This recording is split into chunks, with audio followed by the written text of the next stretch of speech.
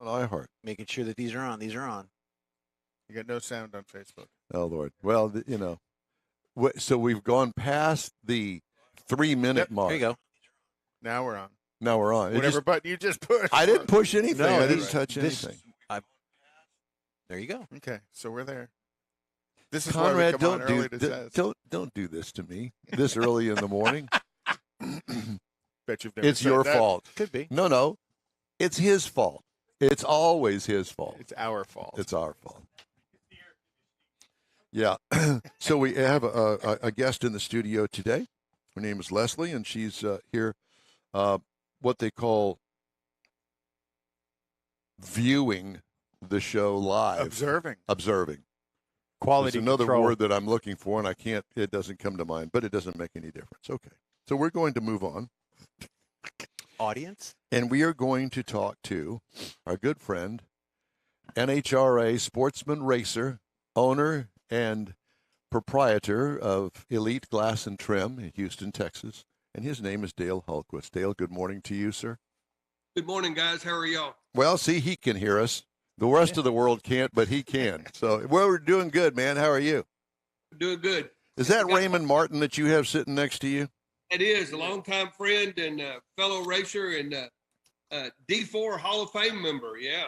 Been racing since Dirt. Jesus was here. Yeah. Since asphalt was invented. Apparently, yeah. Well, if you're part of this program today, you're going to get made fun of at least once or twice. We just thought we'd get it out of the way right straight up front. I can take it. I know you can. If you're into drag racing, of course you can. Well, it's good to see you guys. And of course, Dale and I go back a number of years and have a great relationship and great friendship. And I don't know, Mr. Mars, I guess. Who contacted who? Was it you, Mars, or Dale? Dale, I called Dale, and Dale told me that Raymond was going to be there. Huh? Oh, good timing. So it was great timing. I know. Did he spend the night at your place last night? I hope not. I hope not. But he was here kind of early, so I walked out in the garage and he was getting dressed, so I don't know. Oh boy, he slept in the Camaro. Yes. That was him working on it last night. Sleeping in the race car again. That's right. He called me yesterday and helped me pull the motor out, and we took it to a dyno. And we Wait a minute. Wait. Stop right there. You pulled the motor out of the car and took it to a dyno. Oh yeah. That way you don't run the risk of having issues with traction problems and or missing a shift point. You know exactly where you're at. I understand totally. Yeah. Got a couple new parts that came in, and we want to try them, and that way we get an exact indication of if it's an improvement or not. Was it an improvement? We don't know. We got to go back today. They put the motor back in. And he wouldn't tell you on the air either. Anyway. No, it was horrible. It just didn't work at all. Blew it up. You know how these lying drag racing guys are. They lie about everything. It's only on 7 cylinders. That's like asking a fisherman where he caught the fish. Yeah, exactly. Or how big it was. But you run the Camaro in stock eliminator, correct? Right. Yeah, the one behind us is a little 67 Camaro, a 396 3.25 horse car. Yeah. And there are extremely specific rules about the physical parts of the engine, not originality, but it has to meet that rule category's specification, which is virtually no change from factory. Correct, Conrad. Yeah, we have to have the correct casting number, intake, head numbers. They have to be date coded and correct part numbers, and our carburetors, or they'll invite you to go back to the trailer and stay away for a while. Invite you to go Or back. change class. Exactly. Yeah, they'll invite you to go home. Yeah. So with bear in mind, all them guys cheat. Yes. Wait a minute. It's not really that. That's not factual. Can we eliminate any of this? Yeah, here, let me hit the edit button as we go. Thank you. Hey, one of these days they're gonna have to answer for all that. no, they won't. They'll never have to answer for it. They'll just change categories. David was just leaving. I hate you guys that get to talk to him. Hold on just a minute. Yes, is this NHRA? Well, no, we don't know these guys actually. They were just hanging out at the shop the other day, and we just happened to peep in, and they were doing something, but I don't know what it was. I guess I better bring gaskets to the next race. Have everything off this car but the paint. That's exactly. Have you ever had to tear everything down for an inspection? The last time I had to tear down, I was driving my red Chevelle, and it was at Houston. And as a matter of fact, the truth is that I got kicked out. I had a rocker arm that was 6 thousandths too tall, and it's just a stamped steel rocker. You get them from any auto parts. I got them from Jegs. But I had broke one in Oklahoma the weekend before, and I ordered some and put them on, and we checked them, and they looked good, but we didn't check all of them. And the one that the cylinder that NHRA decided to check was 6 thousandths too thick. The rocker arm, stamped steel rocker arm was 6 thousandths too thick, and therefore it was 3 thousandths too much lift on that one valve. Yeah. So it wasn't considered a blatant foul, so I didn't get any time off, but I did get bounced from the race and got to spend the rest of the day watching. Yeah. So they won't let you change that part to get legal? They tear you down after the last. After the race. And after the last qualifying run, they tear you down, and they determine then that you made a pass qualifying in a car that they determined was illegal. Yeah. Okay. Right, that was the time you got caught. Last time. Yeah, that was the first time you got caught, or the last time you got caught. the last time. So I'm sure glad I joined you guys this morning. Yeah, exactly. Yeah, it's a little earlier out on the West Coast. I think it's a couple of hours earlier, and so I'm thinking that they're probably just now getting out of bed and tuning in. So I think we're good from this point forward. Well, they're all in Denver, so they're only an hour away. No, they've passed Denver. Yeah, Denver was last week. They're in Sonoma, aren't they? Yeah, Sonoma. Yeah, they're out on the west side. Yeah. Okay. Well, at any rate, so tell me a little bit about your friendship here. I guess you'd call it that, Raymond. I don't know. I mean, you might have just been kidnapped and brought over there to the Hultquist shop out there in Crosby. But so tell me about y'all's partnership, your friendship. I'm kind of questioning it myself. As we are too. He got roped into helping a poor old stock eliminator and super stock guy, and he's got so much knowledge that we were able to rely on his motor experience, and he's really helped us a lot with a lot of different aspects of my program. And of course, Raymond has been racing since '67. Member of the D4 Hall of Fame. I don't know if they had real slicks or they had wooden wheels back then. Oh, God. They had those hard ones that they would smoke for the entire quarter mile. So that was the first time you got cheating with wooden wheels. That's right. That's what he got caught then. Yeah. Yeah. But anyway, I didn't mean to jump in, but go ahead, Raymond. I've been doing this since Moby Dick was a minute. Yeah. So, Raymond, are you still racing at all? Yes. What are you in the same class as Dale? Oh, I'm a sportsman, but I run a competition eliminator. Okay. Oh, wow. It's It's pretty high up there. It's just cubic inches, and we got to weigh so much. And you beat the guy to the end, you come back. So I'm always hunting horsepower. Right. Yeah, they have a no breakout rule. So it's like pro stock. The first one to the other end wins. Yeah. And what kind of car do you have? I have a Bantam Roadster. 32 Bantam is the body. Right. Of course, we built the car, built the frame. Actually, it was built in South Houston. A guy named Jerry Herndon, very talented guy. That's where the car was built. And what kind of power? Not numbers, but what? Big Chevy?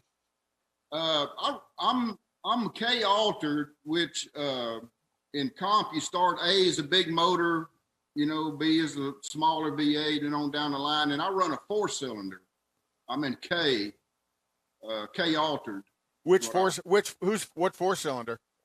Well, it's Yeah. Here we go. Well, I'm just Ford, Chevy, Toyota, And Honda. He is up right now, by the way. It's a Wankel. It's a Wankel rotary. All right, never mind. It's a General Motors. I actually hand built the motor. I needed a big one, and nobody made one. So the only rule in the class I run is we have to have an OEM cylinder head on it. So if y'all familiar with Pro Stock, I use one of the heads that the Pro Stockers use, and then I built the block and all that below it. So it's a General Motors, and it's a DRCE head, which is I know what that is. The old Oldsmobile drag race competition Johnson engine. developed. Right. Wow. So, in fact, I get the heads from him. Okay. So what kind of times are you running in K Alter? I run 750s Wow. at 175. Uh-huh. Yeah. Not your average four-cylinder. Sounds like it's half of a 500 cubic inch 4-cylinder. Exactly what it is. It's half of a Hemi engine is what it is. But Yeah. take the DRCE and cut 4 cylinders off of it. Yeah, half a Pro Stock engine is what it is. Yeah, I'm 260 inches is Okay. the size of mine. So How interesting engine. is that? So you built the motor, or who built the motor? Because it sounds like it is. I had a guy in Rockwall, Texas, make me a billet block. There was nothing available. Some guys took a V8 and cut them in half. Right. I didn't like that, so I had a my own. billet block made. The guy started out with a block of aluminum, 12 inches by 18 inches, and made this block for me. So Wow. It's like, okay. Just so I could bolt a stock cylinder head on it. In OEMs. This is the same guy that just mentioned that sometimes stalkers fudge on the rules. Yeah, exactly. Yeah, but he doesn't run stock anymore. Yeah. So they don't count. Yeah. This is a very informative. It truly is. It's almost like going to confession. With people who have a lot to say. A lot to say. And then there's some lies thrown in there as well. Got to be there at 9. Tune in next week for the finish of To Tell the Truth. So if you go to confession, is them guys don't talk about you, you know. That's right. We came to confession. Let's not talk about him. So when's your next event? When are you going to get the car out next? My next event is Indy, the end of August. So we're trying to find everything we can find for horsepower and be legal, and show up at Indy the end of August and get both cars qualified and get them in the show and hopefully go some rounds. How cool is that? And is that the same for Raymond? Are you gonna? I'm not sure yet. I don't know if he told y'all, but I'm kind of giving Dale a hand at his glass company. Okay. He had a lady salesman after 16 years decided to quit, and I'm taking her place. And you can only do so much taking her place. You understand? So, Yes, yeah. I was gonna say, in the looks department, you don't really kind of come up there. Yeah. Mm-hmm. I was going to say, and replacing it. Talented Heather is still out there somewhere. Yeah. so I don't know if he's going to let me off to go or not, but It depends on how the dyno goes today. Right. So what time is the dyno appointment? When we leave here, we're headed to here, we're Fairman going- Racing Engines. It's on the pump over there right now. We're going to make a couple runs and change an intake and make some cam timing adjustments and go from there. Well, how fun.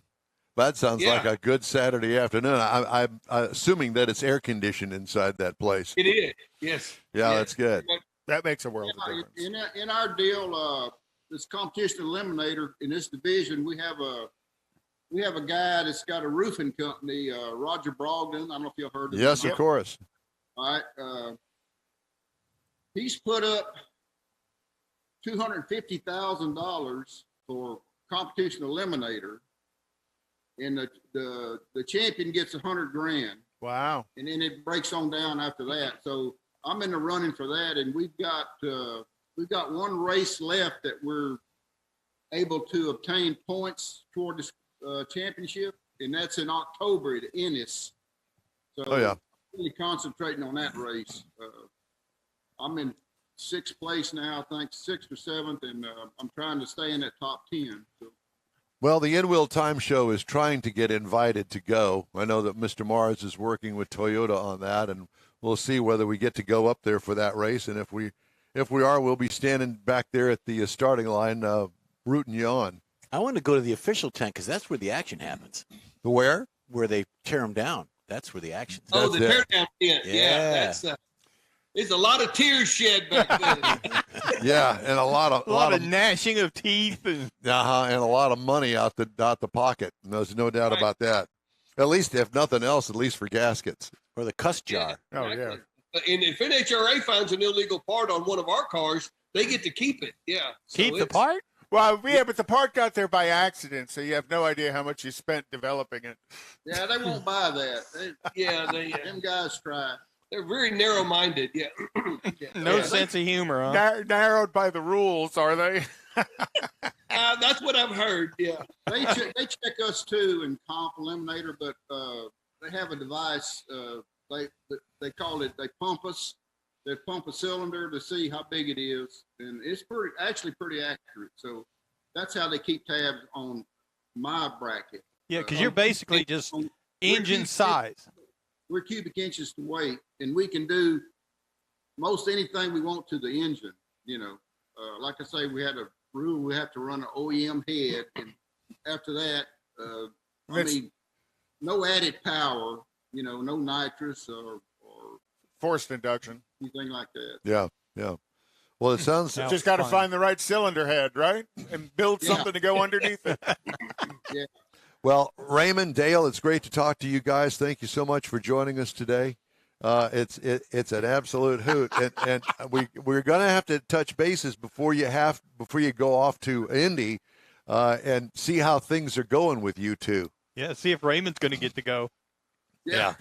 And if it goes bad, you'll be able to hear me later on from the Just screaming. Well, love you guys. Thank you so much for joining us today. It's great to hear from you guys and getting some insight into this class of cars that we are getting an education on. So we appreciate you.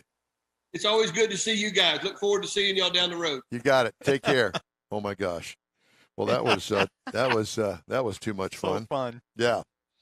Well, great insight, though. You know, Yeah. you're not just from Dale as the owner, driver, builder, but also as the somebody who's elevated themselves to get all the way up to competition eliminator You know, Yeah. it's true. Yeah. And in the running. Yeah. with, and with a Raymond, pretty too. creative build. Yeah. I mean, an extremely creative build. And I was aware of Raymond, and I didn't know what he drove, what class car he was in, but Right. oh my gosh, that's a four-banger doing Yeah. 170 miles it's a an hour. custom made four banger. And Yeah. that's why he Still. selected that body style and that type of vehicle for the decent weight. horsepower. Yeah, weight. yeah, right. yeah. Well, we're I- talking about four-cylinder engines, Mm-hmm. and I have a passion for six-cylinders, straight sixes. But I was totally blown away by a truck that I drove. And it's funny because I basically drove two Chevy Silverados back-to-back weekends. I thought, why are they sending me this Silverado? Well, they're sending it to me for one, with a plan. with a plan. And I thought, okay, well, I'm going to utilize that, and I'm going to try to break down engine availability in pickup trucks, and specifically the Chevy Silverado, because that's one of the things about trucks that is truly unique in the car industry, because now with trucks, you can get every kind of option that you could ever imagine and more on In a truck. luxury car. And basically, if Yeah. you want the luxury part of it, yeah, they got that. This particular truck was not the luxury. And let me just give you a little brief overview. So available Chevy Silverados, half-ton, include W, which is the work truck, Custom Trail Boss, RT, RST, LT Trail Boss, ZR2, LTZ, and High Country. I had the 1500 LT, which is kind of from the lower half, lower mid. lower mid, the Crew LT four-wheel drive. Okay. So it had a cloth interior. Very, very common truck, probably a high volume truck as well. I would as far as imagine so. The level, the pricing, and such. It did not have bucket seats, but unless you really were aware of the fact, you would swear it had bucket seats because of it's a 60-30 60. Is it 60-30 60? The middle seat's a little bit more narrow. Me and math. I 60-20-20. Is that what it is? No. No. But at any rate, it's got a middle seat in it. 90-10. But the back of that seat folds down and turns into a very nice console. Right. And it has actual room in front of the seat that you can put a person in there with legs dangling down onto the floorboard. So it's unusual because we typically don't get that in the press fleet. Right. So I did a little bit more looking at it. This is a standard pickup truck that seats 6 people, which is unusual. Usually it's 5. Exterior changes, redesigned in 2019. And I'm not going to get into all of the design elements because I want to focus this on the engine. I reviewed the 22 Silverado on our July 9th show. Now, engine focus, availability in 2022 models. No more gasoline V6 engine. It's not available any longer in the Chevy Silverado. There is a Turbo 4, which is what I had, a 5.3-liter V8, a 6.2-liter V8, and a 3-liter 6-cylinder diesel. Okay? So here's a kind of a breakdown for you. Let's start with the 5.3-liter V8, probably the most common engine in it. 355 horsepower, 430 pound-feet of torque with an 8-speed automatic transmission. Towing, 11,200. Hauling, 2,010. It gets 18 miles per gallon in the city and a combined mileage estimate. Okay. From there, we go to a 6.2-liter V8, 420 horsepower, but only 30 more pound-feet of torque at 460. And you can't pour gas out of fast enough in it. Well, I'm going to tell you about that. And it has a 10-speed automatic transmission. If you want to haul something outside of a diesel, this would be the towing choice. Right? Yeah. So the 6.2-liter towing, 9,100 pounds, and the hauling is 1,440. Now remember, the 5.3 you could haul 2,010. Okay, and this gets 15 miles per gallon. So there's a big mileage bump on that engine. But there's also a big power bump too. So let's go down to the 3-liter Turbo 6, 277 horsepower, but 460 pound-feet of torque. But this is the diesel. This is the diesel. Yeah. So same torque rating, 10-speed automatic transmission, again the same. It is rated at 9,500 towing, 9,500 pounds, and 13,300 pounds of hauling. Does that make sense? Yep. The haul rate goes down as the weight of the engine transmission goes up. It gets, yes. Because those numbers have to balance. It gets 24 miles per gallon. Now, the one that I had was a 2.7-liter inline 4-cylinder engine, turbocharged, 310 horsepower, which is the Pretty same close. as the V6, I was gonna say the pretty old close. V6 that isn't Right. available anymore. 430 pound-feet of torque Substantial. through an 8-speed automatic transmission, tows 9,500 pounds, and hauls 2,030 pounds. Again, that's why I mentioned that about the weight Mm-hmm. of the engine powertrain. As that goes up, the haulability has to come down. And it gets 20 miles per gallon. In my week that I had, I got 19.6 miles per gallon over 343.4 miles. So their 20 estimate is an accurate Yeah. number, very Yeah. accurate number. Yeah, and we're going to get into that a little bit later on as far as mileage ratings on window stickers, and that's coming up. saw We're that. going to talk to Consumer Reports about that. Ride and handling, tight turning radius in parking lots, good thing. Air ride suspension would have been nice, but really, it's going to have to pay a lot of money for that, and Right. why? You don't need it. Competitors, Ford F-150 starts at $38,920. This particular vehicle, base trim price is $48,300. Ram 1500, $36,675. Base model price on mine was $39,500. Tundra is $38,000. They're all right there within a few they're all- $100s of each other. But I just thought it was interesting about the engine options that are available in the Silverado now.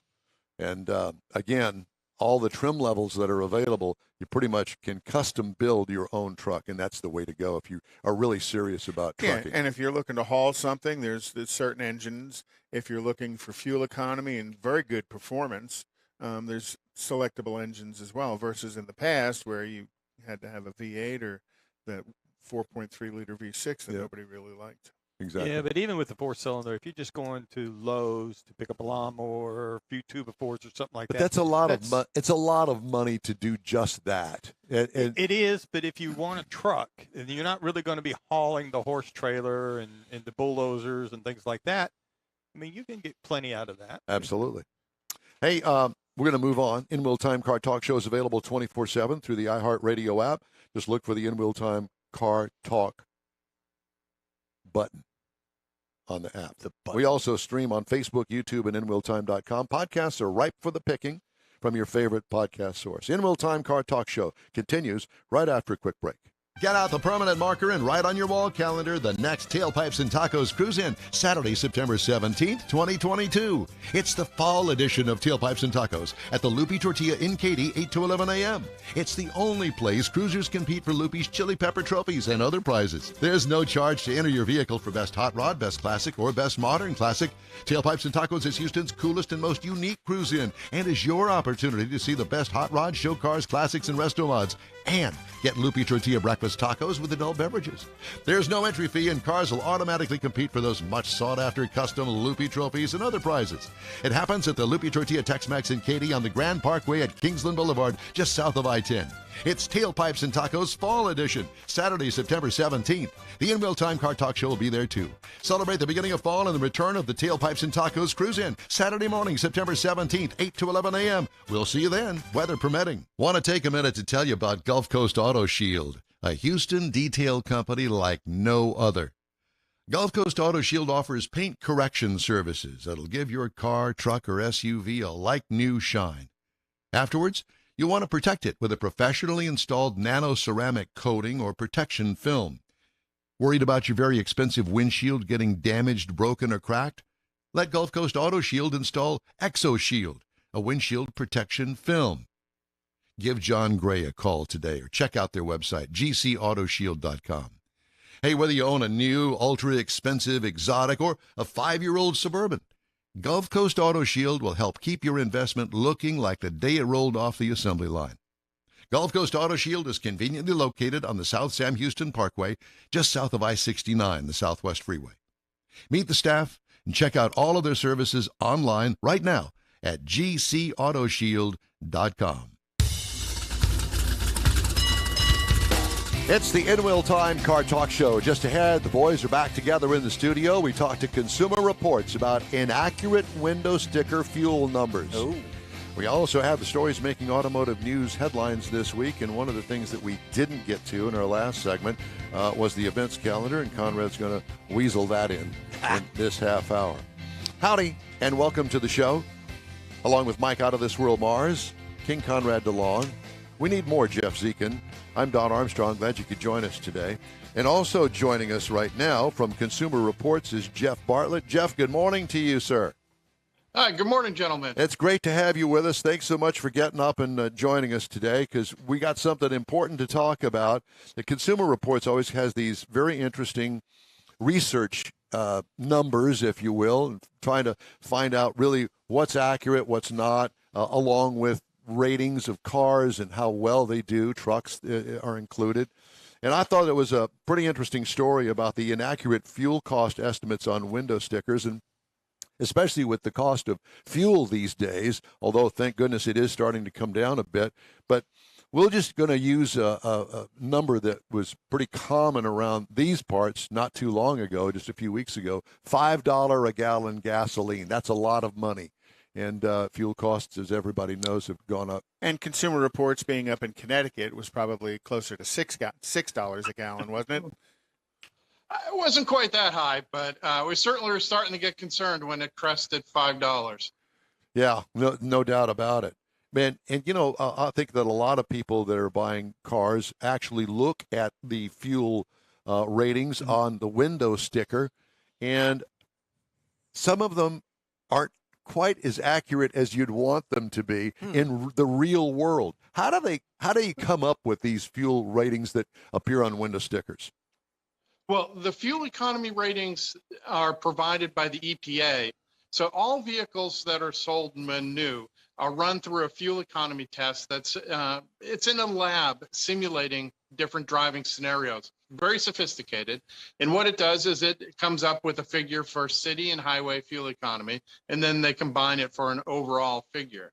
The methodology for this has evolved over the years and is actually quite sound and a great means of communicating and helping the shoppers compare vehicles. But what we found recently with gas prices being so up, we took a closer look at the small print that explains the methodology for calculating the cost of the gasoline, then of course based on the fuel economy rating. We found that the figures they were using for those calculations were starting to really venture away from what we're seeing at the pump. And how did that happen? Well, it happened, it was engineered that way. It happened because of the methodology they use. So the EPA has come up with a system that worked great up until gas prices became highly volatile.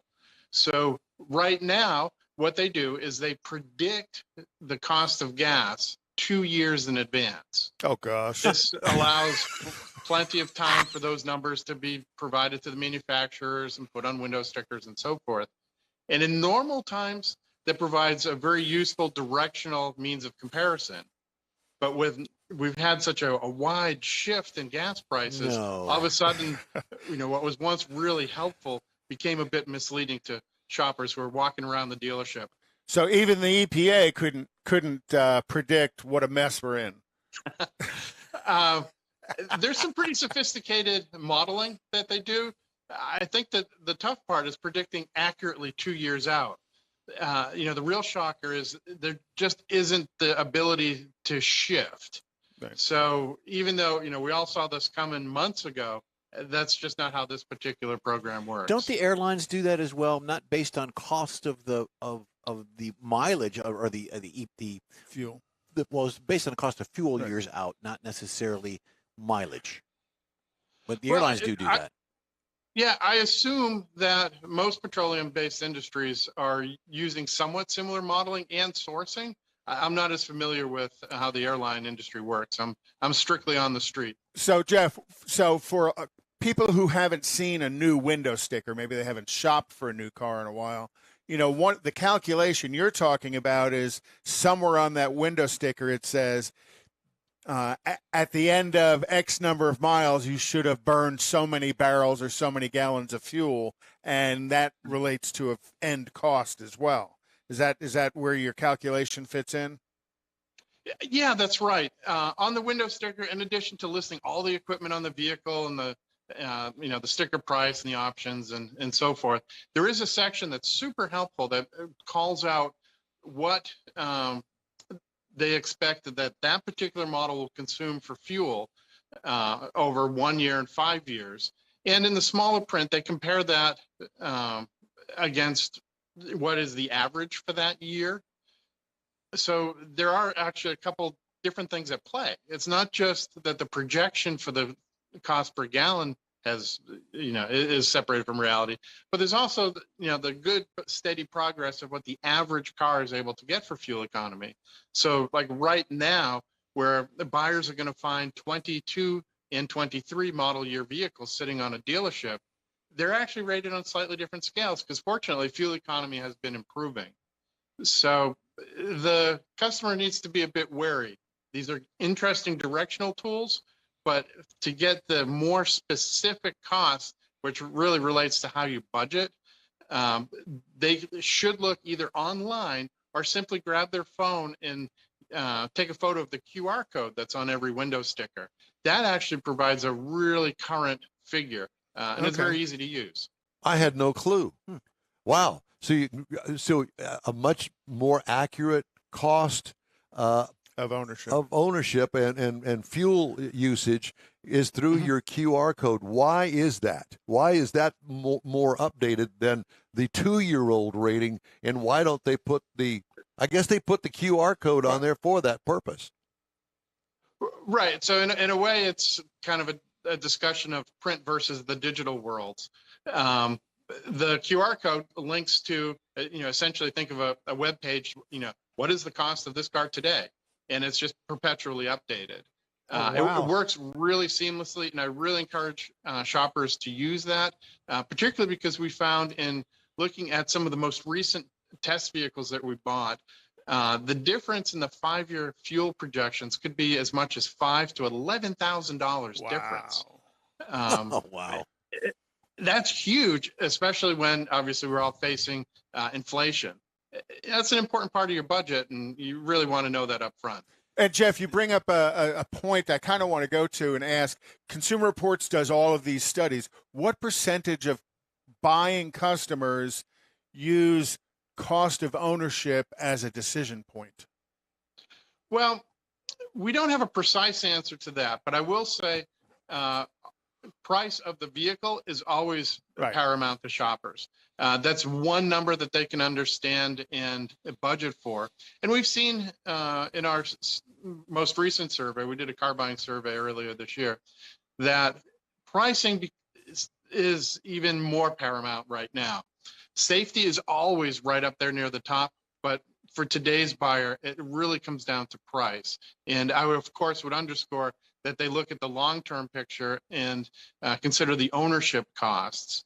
Ownership costs can vary quite a bit from brand to brand, particularly once you get beyond the warranty period and the free maintenance period for a small number of brands. Jeff, one of the things that we have been actually delving into over the past couple of years is cost of electric versus cost of gasoline. And I think that most people have this preconceived notion that, I've got an electric car and it's not really going to cost me that much. But in comparison, what we have found is if you break it all down, actually owning an electric car today anyway, generally speaking, is more expensive than owning a gasoline car. Of course, on the long term. On the long term, but clearly it has a direct connection with miles per gallon. Oh yeah. And so, on an average, do you know what an average car across the board gets miles per gallon? And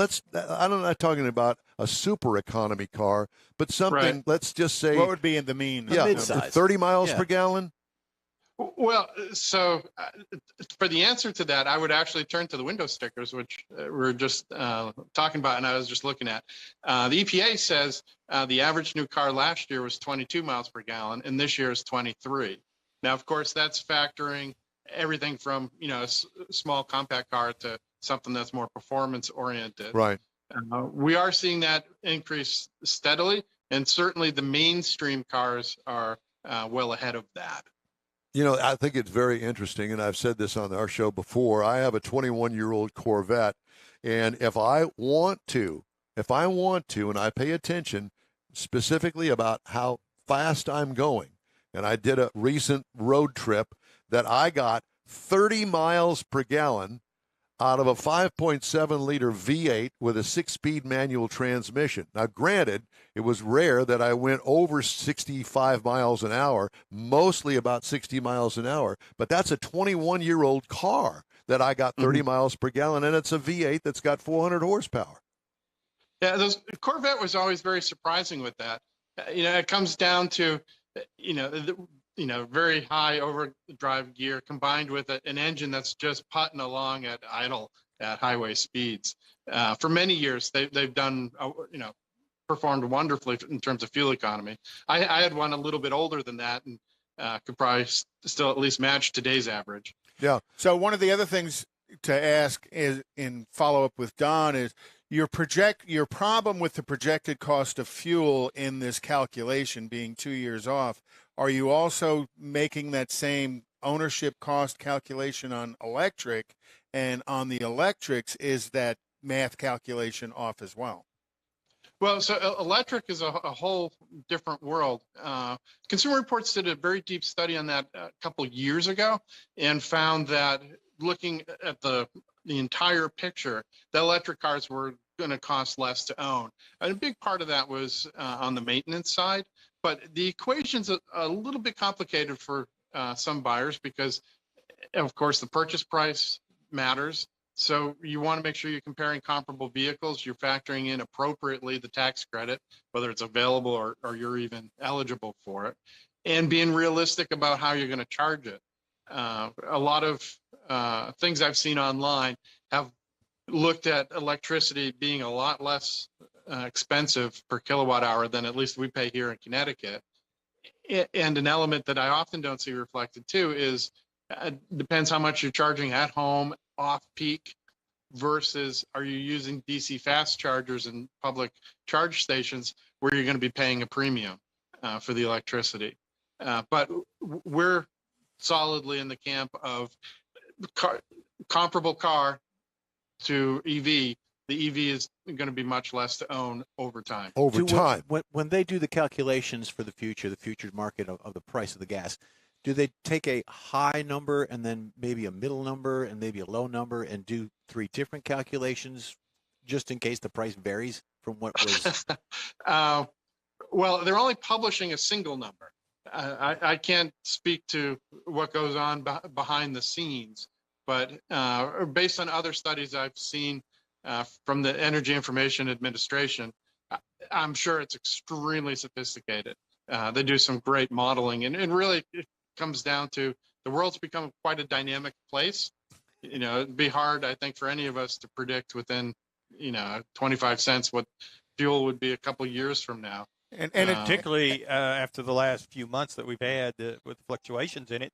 Because if they came up and said, well, we use this price and we use this price and we use this price, you're not going to make everybody happy. Somebody's going to say, well, it would benefit me if you use this price, so why didn't you use it? Well, what I'm saying, Mike, is that you have 3 different options. Yeah, you give them a range. Yeah, in case, I understand, hey, we projected $2 a gallon and it's 4. But this is government work. They don't have to be right. They don't have to be accurate. I forgot.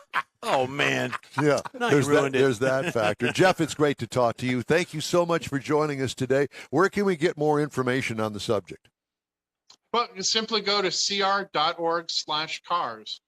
We've got a lot of information on not only vehicles that we've tested, but also tips on how to save on fuel. Jeff, you're a champ. We thank you so much for joining on us on a Saturday. Thank you. Thanks, Great guys. information, and hope to talk to you again soon. Sounds good. Thank you. Thank you. Gosh, I love talking to those guys. Yes. They make me feel dumb. Real dumb. Exactly. All right. We skipped one of Conrad's Event calendars. big to-dos, and that's the events calendar that we try to get to every week. Well, this week is the Jeep Kima monthly meetup. The cruise in only, it's all free down at the Voodoo Hut in Kima. Also tonight at 5 p.m., Rudy's Bumpers and Barbecue on the Rudy's Barbecue on Tomball Parkway. And that, again, that starts at 5. And they're going to be bringing kids and their big wheels and stuff. Oh, very cool. And letting them drive. They have a dedicated area for them to drive around and have fun, which is always kind of neat. And then 7 o'clock tonight is the cruise in at Octane and Iron. And that is Octane and Iron. Octane. Everybody's That's a got to new one. find their own. I love that. pattern. That's cool. And that's at 7300 West Greens Road in Houston. And then hot nights and cool times in the Cruise in Brenham, Texas, at the Alamo Street Theater. So that's trying to range out a Broaden little it out, bit, yeah.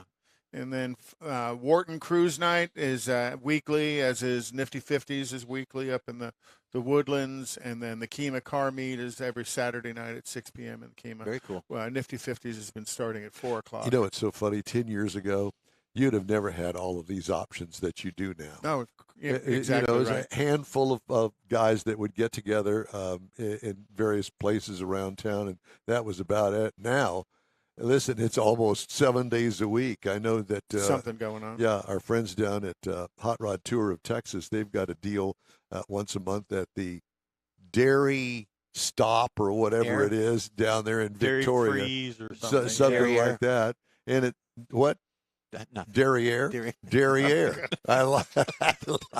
Stop at the dairy area. Yeah. And I mean, they've got one down there. I thought, well, that would be fun. It's an hour and a half for me to drive down there. Yeah. That's not going to work during a weeknight for me, but they're everywhere. So all you But got to in do the is And it's good because they're all around the city as Yeah. well. So if you're interested in going to one, and many of them are free to get in. And you mentioned that, in the early days, this guys wanted to get together with the guys, just kind of network, man cave kind of thing. It was kept kind of close. it was, And- yes. And, we don't want new people in here and just there yet. may have And been then- some and then- street racing going Yeah, on. it could have but- been. Maybe. No. Yeah. Are And you then the club serious? So now expanded. today, that is not part of No. these meets and stuff. And It's come check out No, your if you friend's want to car. go, if you wanted to go drag racing, take it to the track. And then you have with Baytown is still open for that. by the way. Dale it and is. Raymond. Look at them. Yeah, look at them. We talked about this before we went on the air this morning. Did you happen to see the new Cadillac that debuted yesterday? I saw it. The This is wild. Cadillac Celestique. Eek.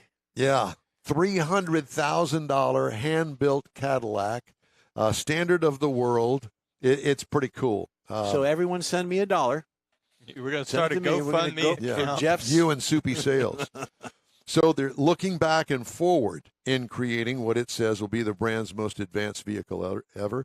Hand-built Celestique show car introduced yesterday previews Cadillac's vision for advanced electric vehicles. It's engineered and designed to place the brand equally alongside the latest luxury EVs from startups such as Lucid and longtime rivals Mercedes-Benz and Audi. It features 5 high-def advanced LED interactive displays, a 4-panel smart glass roof, and Ultra Cruise, General Motors' next-generation hands-free driver assistance technology that goes beyond highway driving. Cadillac plans to offer Ultra Cruise on the Celestique production vehicle. The production car built by Cadillac as the standard of the world, remember that line? Bring that phrase back. Yeah. Will be custom commissioned, meaning many features and materials such as knobs, color trim, seating, and even headliners will be available from a menu. It's scheduled to go on sale late next year, forecasters say. Cadillac has not confirmed launch timing, but it is expected to become the brand's second EV after the Lyriq.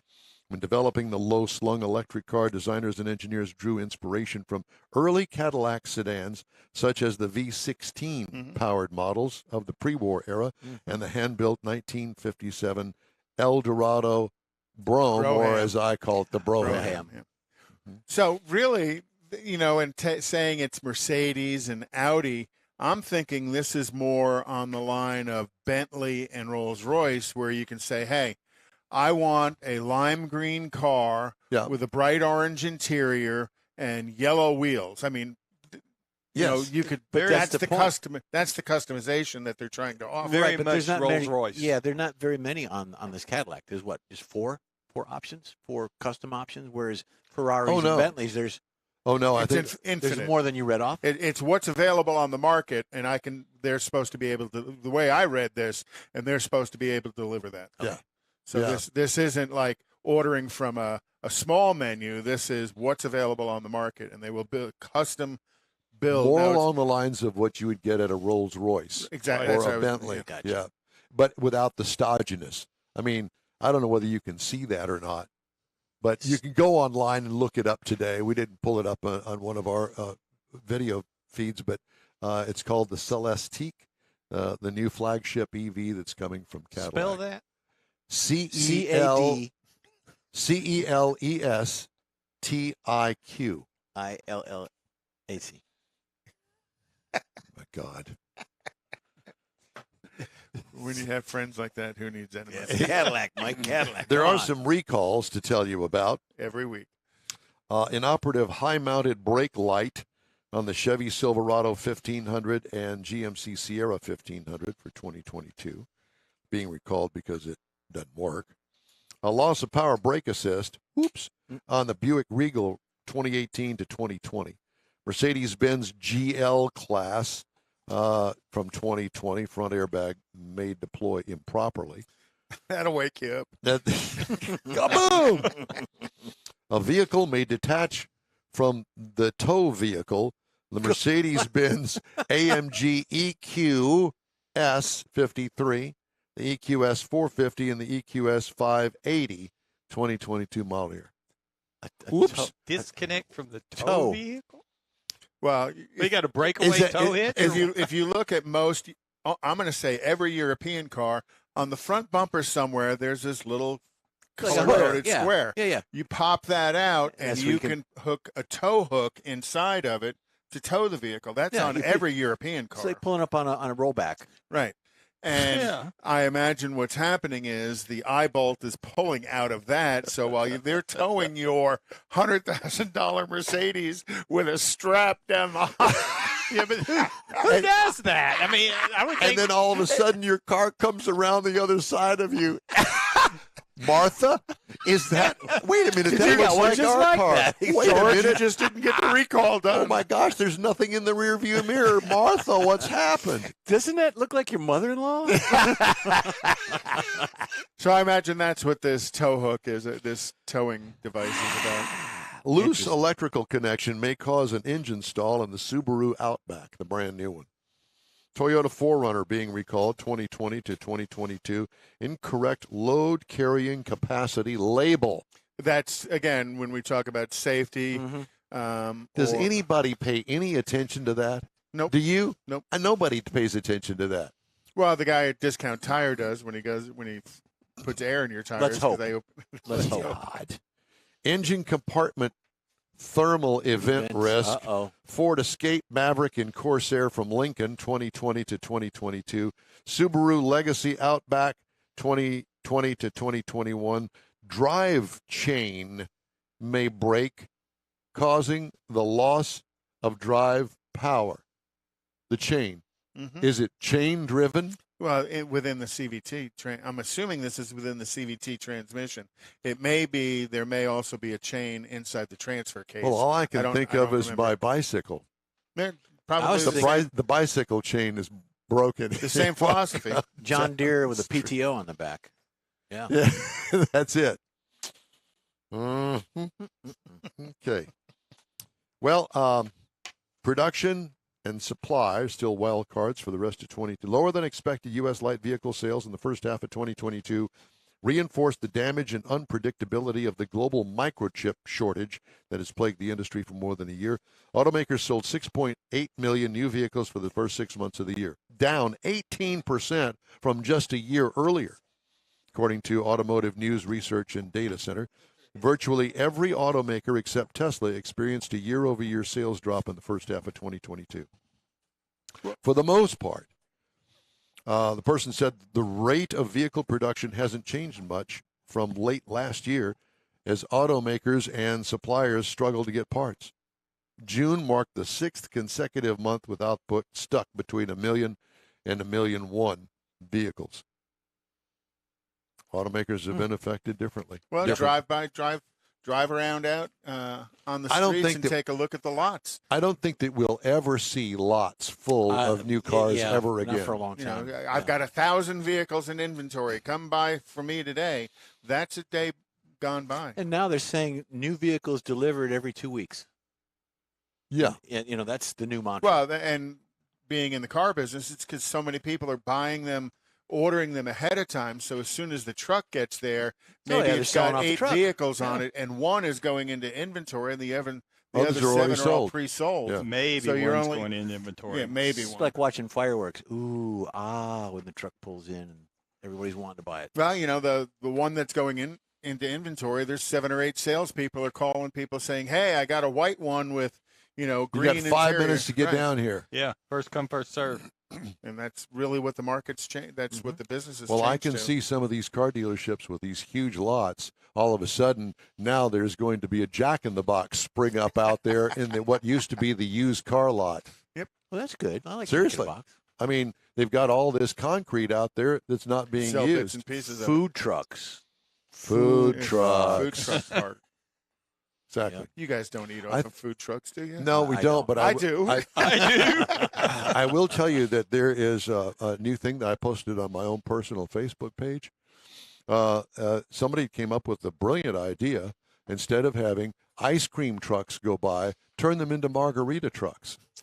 Be the new adult Frozen margarita. frozen trucks. margaritas. Well, I mean, if you want them on the rocks, we got No, that no, too. they need to be frozen. That Yeah, way, frozen, that yeah. way it's consistent. Yeah. Okay. It's like you just get an Reduce icy costs. machine. Yeah.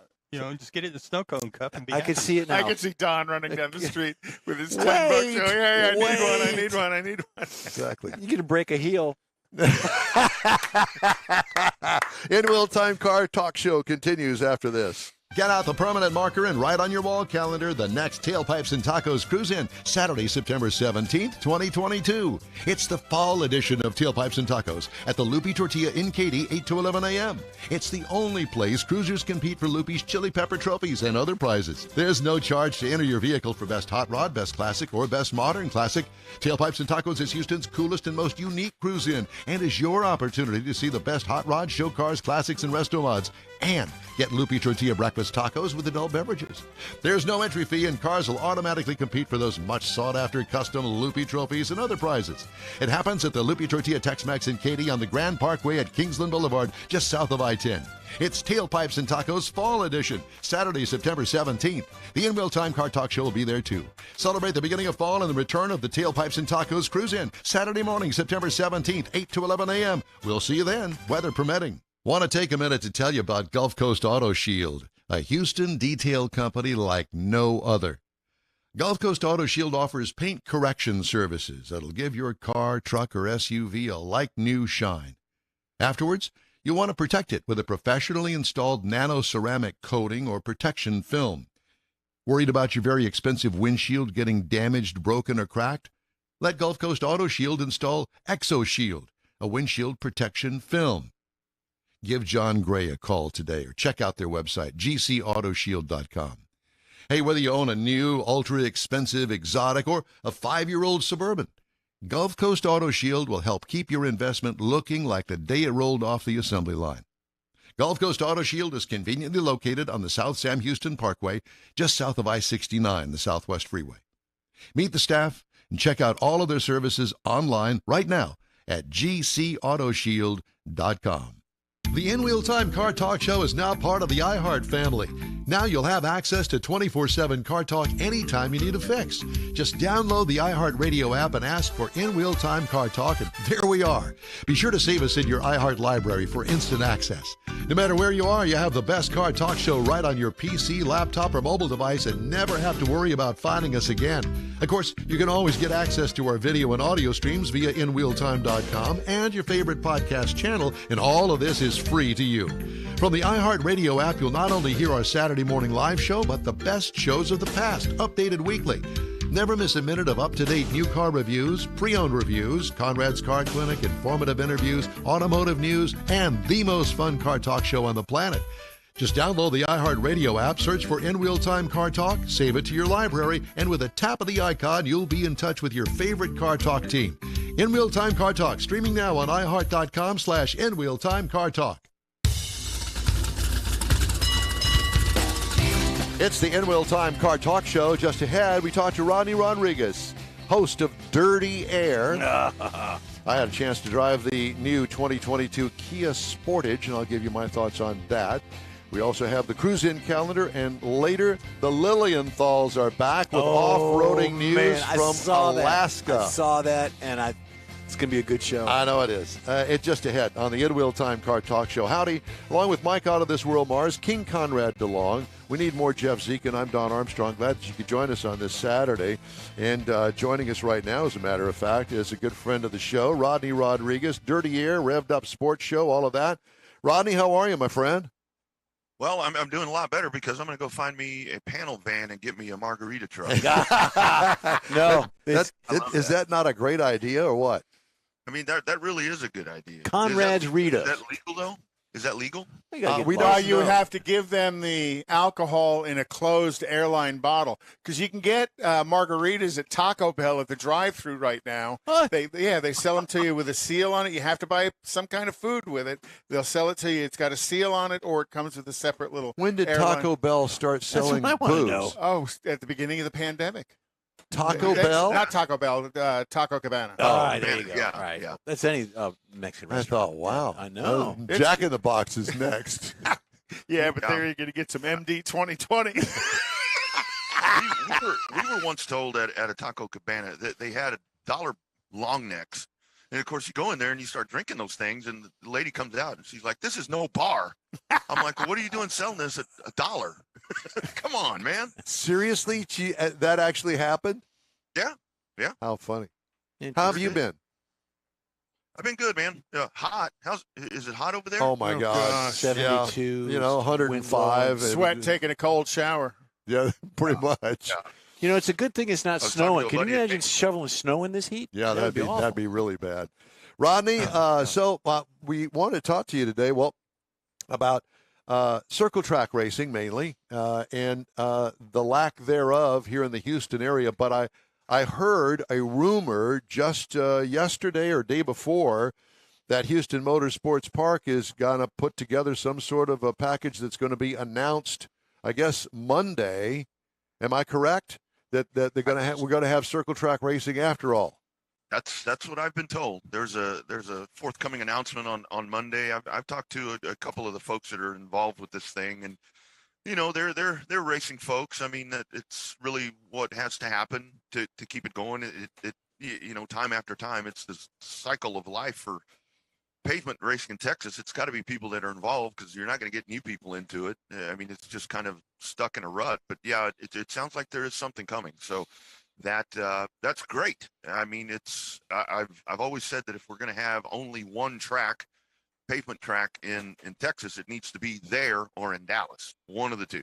Yeah, I agree with you. I'm really kind of surprised that there isn't an asphalt track in Dallas. I know that there's a famous dirt track up there, but an asphalt circle track. And it seems to me that Ennis facility, the Texas Motorplex, would be a perfect place to put a circle track, but that just hasn't happened. I guess Billy Meyer's not interested. I've told a lot of people, and I may have mentioned this on here before, I don't know, but I've told a lot of people that COTA would be a great place to do it. I mean, Absolutely, yes.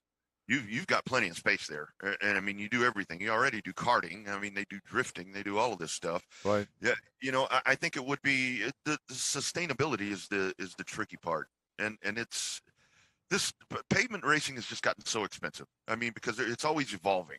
But folks say that they want a stock car class back on the pavement there in Houston, but there's not really a true stock car class anymore. I mean, the closest thing to me to a stock car class is our eco stocks. That's the modern day bomber. I mean, what was that? What's that that went across the screen right there? That would be Through Mr. Mars is on his knees in the studio working on something. Don't tell people that. It's just gotten so expensive, and the popularity of dirt track racing going on the same path. Everybody, they tell me all the time, dirt's the best and all this, that, and the other. And I'm like, yeah, but you guys are spending a lot of money. You're going to be, there's dirt tracks everywhere, but they're going to be in the same damn path that we are at some point, because it's just money, man. It's you give racers a little, and they're going to try to make a lot out of it. Well, and you can't blame them. I mean, their costs have gone up as well as everybody else. So the purse needs to move proportionately. But the other thing for the track owner is the cost of maintenance of the track is gone up. So all of that has to happen. So in reality, the price of a ticket's got to go up, and people have to a degree, understand that. And that's where the crosshairs come in, is because people, hey, I'm okay to pay $5, but heck, I don't want to pay $7. You know? And the big thing is, guys, it's people just, they don't want to hear it. You got to go capture a new audience, because the the tried and true racer, race fan, probably number one, is not a fan of NASCAR anymore, which that's fine, whatever. But I mean, you got to go get the new audience, and that's going to cost you money. Promotions is extremely expensive. Well, I mean, Rodney, radio- you said it because you said that it's always ever evolving, the Right. track, the racers, how the event's promoted. But again, they're leaving the fans out, like you said. And to NASCAR's point, NASCAR did that to themselves by losing their fans. It wasn't anything that anybody changed their minds over. It's how they perceive NASCAR to be in the future, and people aren't liking it. Yeah, and it's hard with NASCAR. It's hard, and NASCAR is extremely important to short track racing, in my opinion. It always has been, and I'm glad that we're starting to see guys like William Byron and guys that are starting to go run short track races and get back out and be a driver of the people. That's what needs to happen.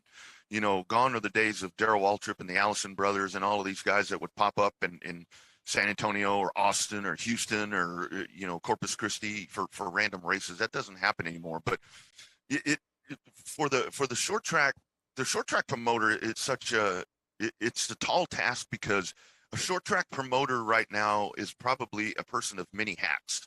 They don't just get to promote. If you look at the most successful short tracks in Texas, they have like Heart of Texas, for example, where I get to do some work in Waco. You've got an owner. You've got the owner of the racetrack. You've got a promoter. You've got a marketing guy. Everybody is broken out. But that's a different scenario. They have the fortune of having budgets to do stuff. They race every week. There's a special event every week. I mean, that's the ideal situation. But it really is. You have to go capture the new fan and figure out the way to do that. Some folks can use NASCAR. I think if you could correlate Formula One into short track racing, you could go get yourself a damn good new audience, because so many people are really digging Formula One right now with Drive to Survive and all of that. But how to cross that over is the challenge. Well, I know that Gina Child Knowles has found a home over there in Mobile and is quite successful over there. There is a huge, not only fan base, but a racer base over there. And the funny thing that I find odd about that is that she's not alone. There are a couple of other tracks within driving distance of Mobile International Speedway, but they all seem to be successful and doing well. That area over there is kind of just pavement short track country. I mean, they cooperate as much as possible. I mean, they try to help each other out with some leniency on stacking dates on top of each other, but there's just a lot of racers over there. And I mean, I can tell you with Houston, because I mean, there was a time here, Don, where we had an Austin area track, we had a San Antonio area track, a Corpus area track, and a Houston area track, all functioning at one time. They absolutely refuse to cooperate with each other, and I think that, along with the cost, is a lot of reason that we're in this pickle that we're in right now, where we're clinging on to one. But I think what the other part that needs to happen, I mean, I saw some of the chatter there with the endeavor that's coming up in Houston, where they're trying to get some drivers to get in on some surveys and to tell them, I don't even know what the survey says, but I mean, they're not getting the response that they want. And I mean, that's where, and again, I know it's probably for the drivers and teams, they're like, oh, here we go again. But I don't know. I think people here are scared, worried that it's not going to work. But I mean, if somebody's legitimately trying something, I mean, you need to jump on, just as quick as possible and try to be a part of it if you want to save this thing. Yeah, and to be a part of their success, where what you talked about between the four tracks that used to exist, Austin, San Antonio, Corpus, and Houston, they all looked at each other as vile competitors, Right. and were out to destroy each other. Yeah. Hey, they were successful. And now, that part of the sport is on the verge of ending unless somebody and a crew of people jump in to do something about it. Well, I use wrestling as kind of a comparison. Had it not been for WWE, no telling where local wrestling would have been today. It might not even exist. However, there is that loss of regional wrestlers. Paul Bosch. Basically, the wrestlers that raced wrestled with under the Paul Bosch flag, if you will, and that was regional wrestling. And you had your favorite wrestling and guy. people would move region to region Yeah. and bring new excitement, and then move up to WWE and bring excitement, and then come back down to the regional, which is kind of what Rodney's talking about bringing in some of these bigger names. You mentioned William Byron, but bringing in some of those bigger names to run some of these small tracks. Do you think SRX has any opportunity I to was going help? to ask that. Because, you know, they're bringing in some huge names into some of these smaller tracks. I mean, it helps the sport. It's getting eyeballs on it. That's for sure. I saw that there was over 1 million people that checked out I-55, last week. So that's good. It's in a good primetime slot. The thing is, what I think, I really do think that helps short track racing, because mainly for the format, because 400-mile races and all of that. I mean, the attention span of people is just not what it used to be anymore. Hell, I can't concentrate longer. Well, than 10 minutes. and the big milers, all they look for are the crashes at the end. That's right. But to You know? SRX point, yeah, it is dirt track, and they're trying to get that back to it. I'm still skeptical about that series because I have my own judgment on that. But you talked about, look at Tony Stewart. He owns a track. There's all kinds of old NASCAR guys that are actually doing that and participating. Well, Bobby Labante's doing it locally. Well, that's SRX, yeah. Well, no, he's also got. Isn't he a track owner in Corpus? A dirt track owner in Corpus? He's had a track down there for a long time, I think, or somebody does. No, they were from there. They were from there. Yeah, because there's a park named after him. A lot of people wanted Terry Labonte to get involved with the CC Speedway, which is now being demolished. But I asked Terry Labonte on one of the shows. I'm like, hey, Terry, and Terry told me. Terry said Terry doesn't need to mess with that. So he's got car dealerships and all these different things. But I will tell you that the thing about SRX, and this is where it gets to with the race fan, with the disdain for NASCAR. It's like NASCAR's boring or whatever. The last two SRX races, the guy that won the feature, Bobby Labonte, and then Tony Stewart, led every lap of the feature. And it's like, well, wait a minute. People don't want to watch a NASCAR race because there's no passing. Yeah. Hell, this guy checked out and led the whole race. And Ray Abraham builds the cars. That's right. Oh, yeah. That's right. And there's supposed to be a similarity or a commonality to each car. I'm sure there's little unique differences in everybody's car. It's like the IROC car. series. Yeah. IROC series is great. Yeah. That's exactly what it is. So do you think there needs to be more of the, let's say, the coming down to the small track events? Let's say somebody like you said William Byron, but some of the others, let's say Larson, Dale Jr. or somebody. Larson does it. Larson comes down racing some of the small tracks. Is that held up mainly by their contracts with their NASCAR team owners? That's a big part of it. There's a lot of liability right there. I mean, freak things happen. Yep. And they don't want their multi-million-dollar nameplate out there and then get beat up or get hurt at a racetrack or something like that. So I totally get that, and the sponsorship commitments and all of that. But the other part about it is where like some of the guys I was mentioning before with the Darrell Waltrips and the Allisons and those guys that used to do that. The other thing about it is while I love that Byron and some of these guys are doing this, it's not the polarizing figure to race fans that those guys used to be. Where if you said a Darrell Waltrip was coming to town, you would have people from everywhere that just wanted to come see him, right. Or Earnhardt, because just their style, just the way that they operated, that they carried themselves. These guys right now, I mean, I'll say it. I mean, a lot of these guys are boring. I mean, that's why Ross Chastain in the Cup Series is so refreshing to see, because he's getting out there and he's running over people and he's not apologizing for it. People love it. He's racing. He's racing. I've seen Mike do that on I-10. Yeah. Mike is good about running over people. Well, and the thing with Chastain is, I mean, he's not doing this to to guys that are just gonna brush it off or whatever. Hell, he's going out there and rubbing with Denny Hamlin. Denny Hamlin's going to smack him into a wall Like here in the Denny next week. Hamlin. He's going to hit him with his purse. Absolutely. He's going for the ones that are going to be the most pissed off. And that's, that TV ratings show it. I mean, people love it. I mean, that Ross is boss. You hear it now. Ross is boss, and he doesn't apologize. Well, not only that, a pissed off driver is not nearly as good as one that's focused on what he's doing. Absolutely.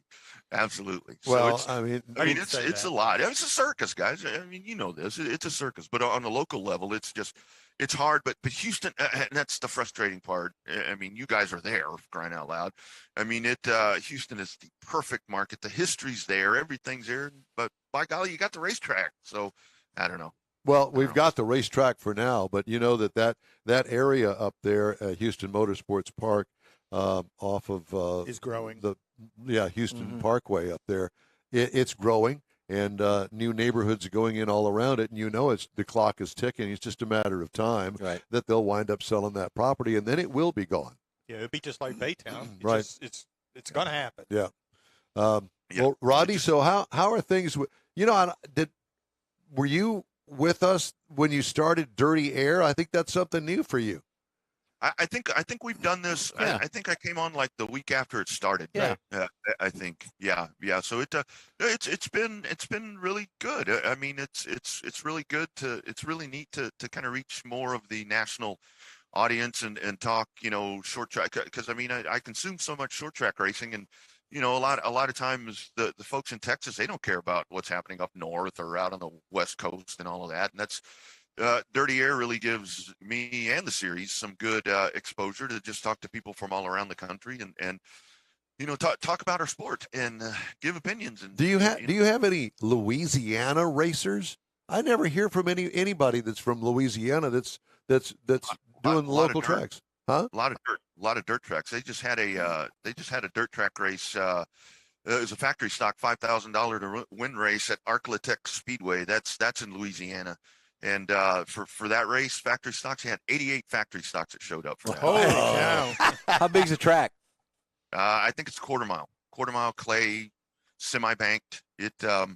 Louisiana's got a lot of dirt tracks. No pavement, but that's more dirt track state right there. I've always been a huge fan of World of Outlaws, and there just doesn't seem to be enough winged sprint cars for me. I can't get enough of it, but they don't come here. Well, they come to Giddings every now and then, don't they? Yeah, they'll race once a year, usually a 2-day show over at Page or Cotton Bowl, but it's a good show to have in. I mean, and that World of Outlaws, that really is when we talk about promotions and a show and all of that. That they set a really good benchmark in short track racing on how to get it done. Of course, they've got great, NOS. They've got all these sponsors that help them with that. But if you really want to get a blueprint on how to do a short track show, watch those guys. It's efficient, it's exciting.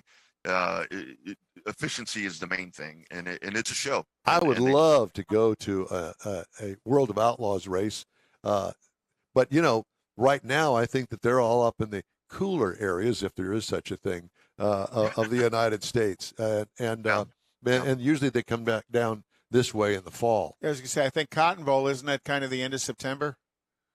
No, first part of the year. They're usually there in March. And the thing about it is what I see with World of Outlaws and with all the big dirt promotions and with a lot of the asphalt stuff up north where there's tons of asphalt tracks is, it's a little frustrating because we sit here and we're hoping that we can get, or that whoever can get race dates together, run a few Saturdays, and I turn on, whether it's Racing America, Flow Sports or Race on Texas, and they're racing on a Tuesday, racing on a Wednesday. What is that? I don't get that. I mean, to Track me, availability. I guess, but to me, racing, it doesn't make any difference. What type, it doesn't make any difference to me. Friday, Saturday nights, and then Sunday afternoons. That's to me, that's always been the racing goal as far as I'm concerned. Yeah. They just had a huge late model race in Slinger Tuesday night race, and it drug out. It rained, and I'm thinking, Lord. oh my goodness, these people have jobs, and they all stayed there. Yeah. Okay. Yeah, I stubbed my toe. I'm not going to be able to come in today. That's that kind of thing. Maybe they got Held government up. jobs. But hey, that's the race fans we need in Texas. If we can get them to do that on Fridays, Saturdays, or Sunday afternoons, we'll be in a good place. Rodney, it's always great to talk to you, my friend. Yep. Be well, guys. When is your next event? I don't know. Are you going to Alabama? Yeah, that's August 13th. August 13th and August 27th will be that. Maybe Waco next Friday. I'm not exactly sure. I've got to I've got to. We'll be following. We'll be I'll know following the day you. before. Yeah, we'll be following you on Dirty Air. Hey, man, thanks. Great to see you. Great to talk to you. Thanks, Rodney. Absolutely, guys. All Take right, care. You too. I love Yeah, talking to you. back in Yeah. the day, whenever dirt track was getting going, there's one over there off Highway 90 in Beaumont. Well, there was one in Sour Lake, and they did that. You could run in Beaumont on Highway 90 on Friday night, and then you could go to Sour Lake and run again on Saturday night. I mean, it was just, they're not 20 miles apart, and you could do that. And you could, whatever night you were off, there was plenty of racing. Do one and watch the other. Not There you go. today. No, not today. You want to do cruising calendar now? Sure. Right. Saturday, July 30th is the Street Meet Tailgaters at Street Meet Tailgaters Pub on North Kirkendall in Spring, Texas. And that starts at 3 p.m. Saturday, August. It's called the Tailgaters Pub. Tailgaters Pub. And they're Okay. gonna have a street meet there. All right. Saturday, August 6th, starting at 1 p.m. At Houston Motorsports Park is they're having race day, and that's one of the things that they do, and that's kind of where some of that interference happens as well. Saturday, August 20th at 6 p.m. the Meet and Bowl off of Wilson Road. Meet and Bowl? Yeah, they're having Yeah, a meet now at you're a bowling talking. alley. There you go. Well, hey, park the car out there and go in and throw a couple of lines. Yeah. No, lanes. Lanes. No. In bowling, it's called lines. Oh, the 70s we called it lines. September 10th, starting at 9 Thank a.m. Feed the Bug Show, and that's going to be down at El Jardin Beach is that Galveston or Bolivar? Yeah, you had mentioned that before. That Galveston. sounds like so fun. it's all Volkswagen. Yeah. meet. Should be that'll be a fun meet. A lot If of you're dune into buggies down there, I Volkswagen at bet you. all, Yeah. it'd be well worth going. Well, the dune buggies, you'll see the buses and Oh, yeah. everything else. Yep. And then Corvettes invade the SRVA weekend at Circuit of the Americas, and that is November 5th. You going to go to that Corvette invasion as No. well? No. Maybe we get Mars to sign No, us up. We because could do a live remote. Mars, are we going to go back to Autorama? That was when I sent you all the list of things coming up for the rest of the year. We need to kind of kick it around, what kind of resources we've got. And the answer is yes. There you go. What the hell? That was a long way to get a yes. Gee whiz. Exactly. Okay, are you done? Yes. Okay. All right. Time now for this hour's car review. I had a chance to drive the 2022 Kia Sportage. Boy, has that thing grown. Remember the little Sportage when they Yes, first it came was out? small. Yeah. Available trim levels, the LX, the Nightfall Edition. Sounds like a TV show, doesn't it? Mhm. EX and the SX Turbo. I had the X Pro Prestige all-wheel drive that didn't fall into any of the available trim levels that I could find. Okay, that's what I had. Small SUV, seats 5 people. Exterior changes. Well, it was all new in 2017, and a redo is just around the corner. Exterior features. Styling is cute. I wrote that. Cute. It's cute. Yeah. Signature Kia pinched grille, high-mounted headlights, attractive rear hatch, dual exhaust tips. I love the exterior styling. I thought it was top-notch. I don't think anything could use improving, but apparently they're going to redo it, and I think it's coming out next year. Interior highlights, neatly packaged dash design, well-heeled instrument cluster and infotainment system, gets high marks. Good-looking seating overall. Gets high marks across the board. Cargo and trunk room is adequate for this size. What I liked about it, the comfort level is good.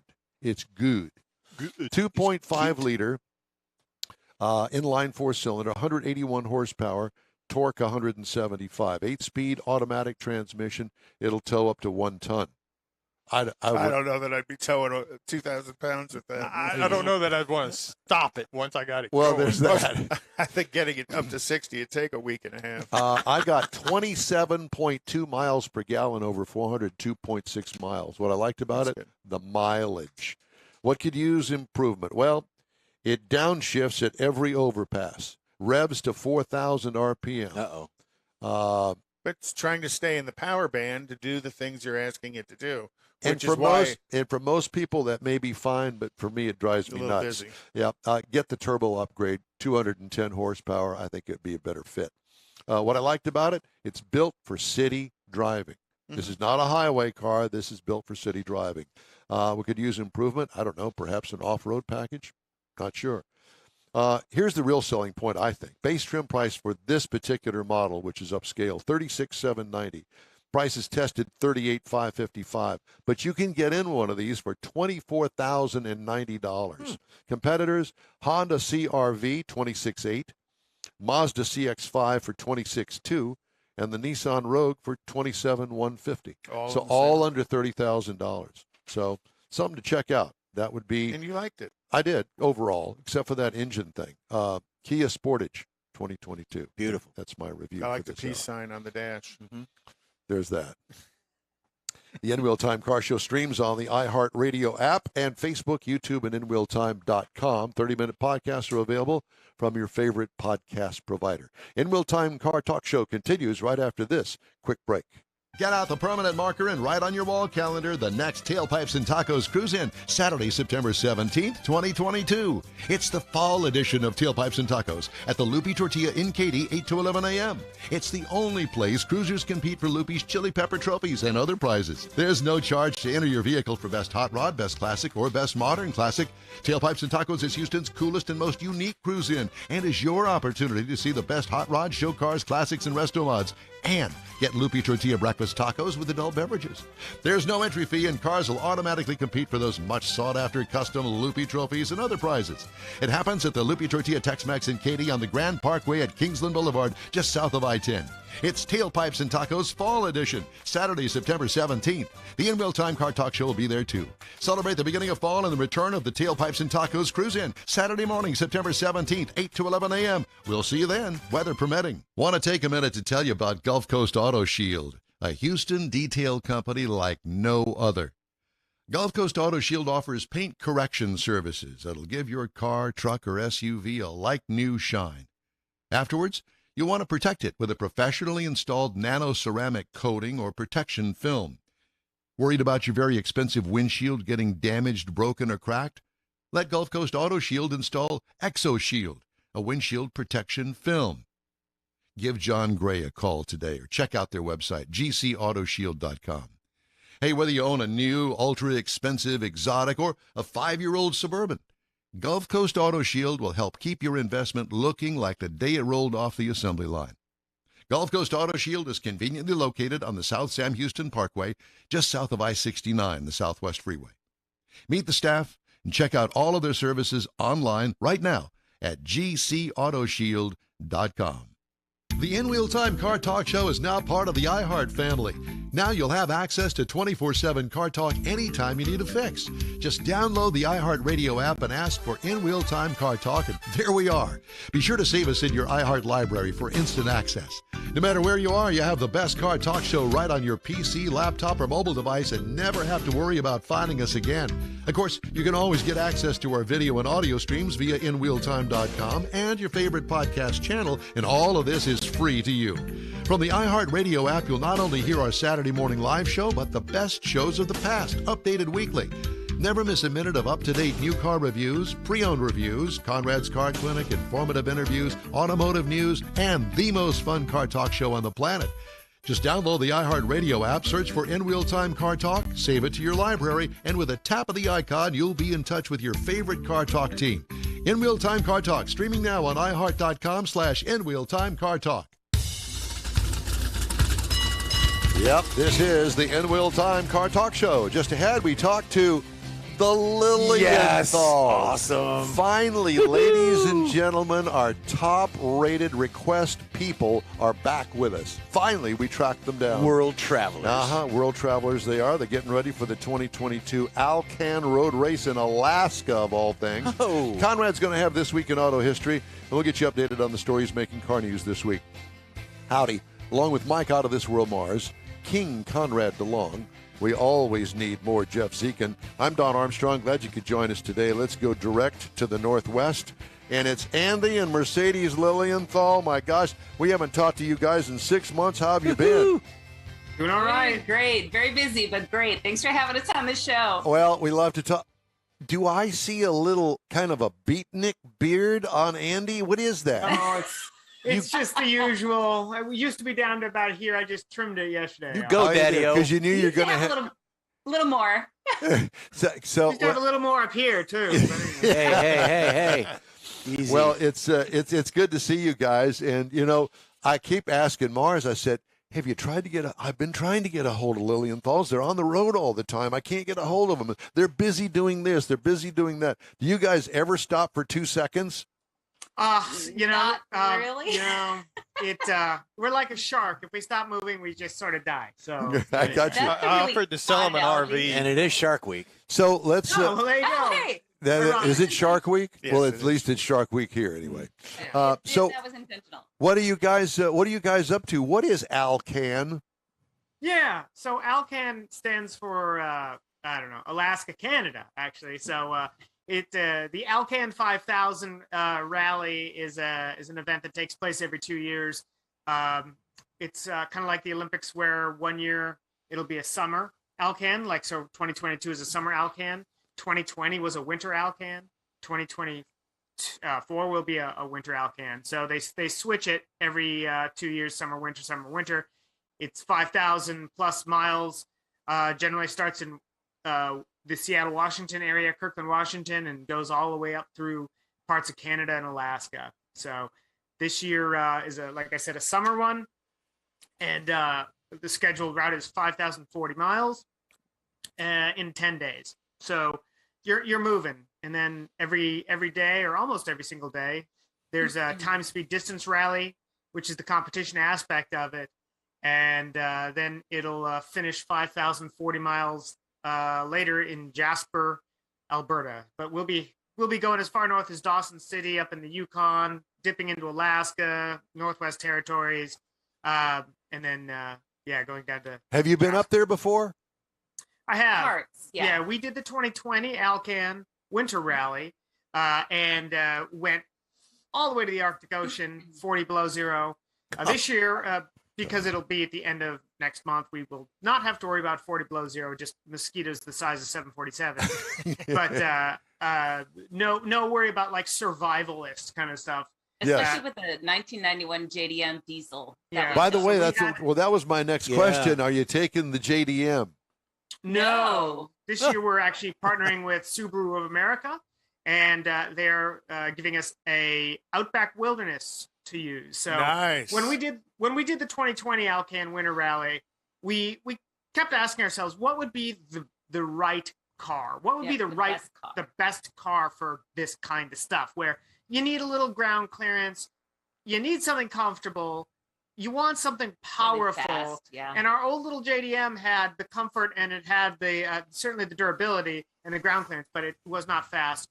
And so for 2022, we thought, well, something like a Subaru crossover, something like that would be really perfect. And so we reached out to Subaru, and they were on board. And so this Outback Wilderness has 8.5 inches of ground clearance. 9.5. Sorry, 9.5 inches of ground clearance. Still early in the morning. 9.5 inches of ground clearance. It's got skid plates. It's got all-terrain tires and 260 horsepower. So it plus which it's super comfortable. So it ticks all those boxes. How many Warren winches are on it? How many Warren winches did you put on it? We don't have any Warren winches on this one. We will have a Warren recovery kit with us just in case. We'll have a Factory 55 hitch link in case we need to get pulled out. And a snatch strap too. Or kinetic energy strap for So recovery. so there is an off-road element to this? Yeah, so about a quarter of it, of the entire rally a third of the rally About 30%-ish is what they say. is gravel and Gravel, dirt. So yeah. when you think about that, though, that's like 1,500 miles. Mm-hmm. So there's going to be a lot of dirt. We're not rock crawling or anything like that, but 1,500 miles of dirt and gravel is a lot of dirt and gravel. What we would It is call a road rally. what we used to call unimproved roads, but this is improved only. But it's in Canada and Alaska. Yeah, exactly. So you're talking 5,000 miles in 10 days, 500 plus miles a day driving, give or take a little Average. bit. What will the ride share be between the two of you? He's going to be the driver, and I'm the Exclusively. navigator for this Okay. one. as we were in 2020. Mercedes is a fully competent driver. I, on the other hand, not so much a fully competent navigator. So, And I do my best navigating. So, Oh, Yeah, so well, it's not like telling them what to do. yeah, exactly. Turn here. of course, No, I know yeah, where I I'm get going. to tell them where to go. Yeah, exactly. There you go. And how to she get loves there. the time, speed, distance rallies because she gets to boss me The around. calculations, not so much. We recently went into the SOP class, which is the seat of pants class, and that's just a bump up from novice. But what we really didn't realize is a lot of people spend all of their time in SOP. That's before you go into the unlimited or full on race classes. And there's a lot of good competition there, a lot of stiff competition. So let me ask you. So if you're going to theoretically being averaging 500 miles a day, how long is it going to take you on these dirt roads to drive that 500? I know what it takes me over here on Interstate 10. No, 10 minutes. Yeah, a long time. Yeah, so it's really going to depend. When we did the winter one, you do have some days that are like 350 miles. That's a short day. But you have some days that are 700, 800, 900 miles. Oh, my gosh. So it's kind of mapped out for you. This is the section you got to go to next. Oh, yeah. Okay. Correct. Yeah, Right. we have a route book that has instructions on how to get to, first of all, how to do the time, speed, distance aspect of it, and then what they call transits. And a transit is basically the time between two stages of a rally. How do you? So I'll say, how do you enter this? Are you asked for this? Do you reach out to these folks and say we want to participate in this? I mean, is there a club? And will you, Mercedes, be sitting in the back seat when you do the navigation? Let's hope I'm not assigned to the back seat. That would be a travesty. So the website is alcan5000.com, and you basically enter yourself. So you could enter as a privateer. You could possibly be sponsored by a manufacturer or by your company or whatnot.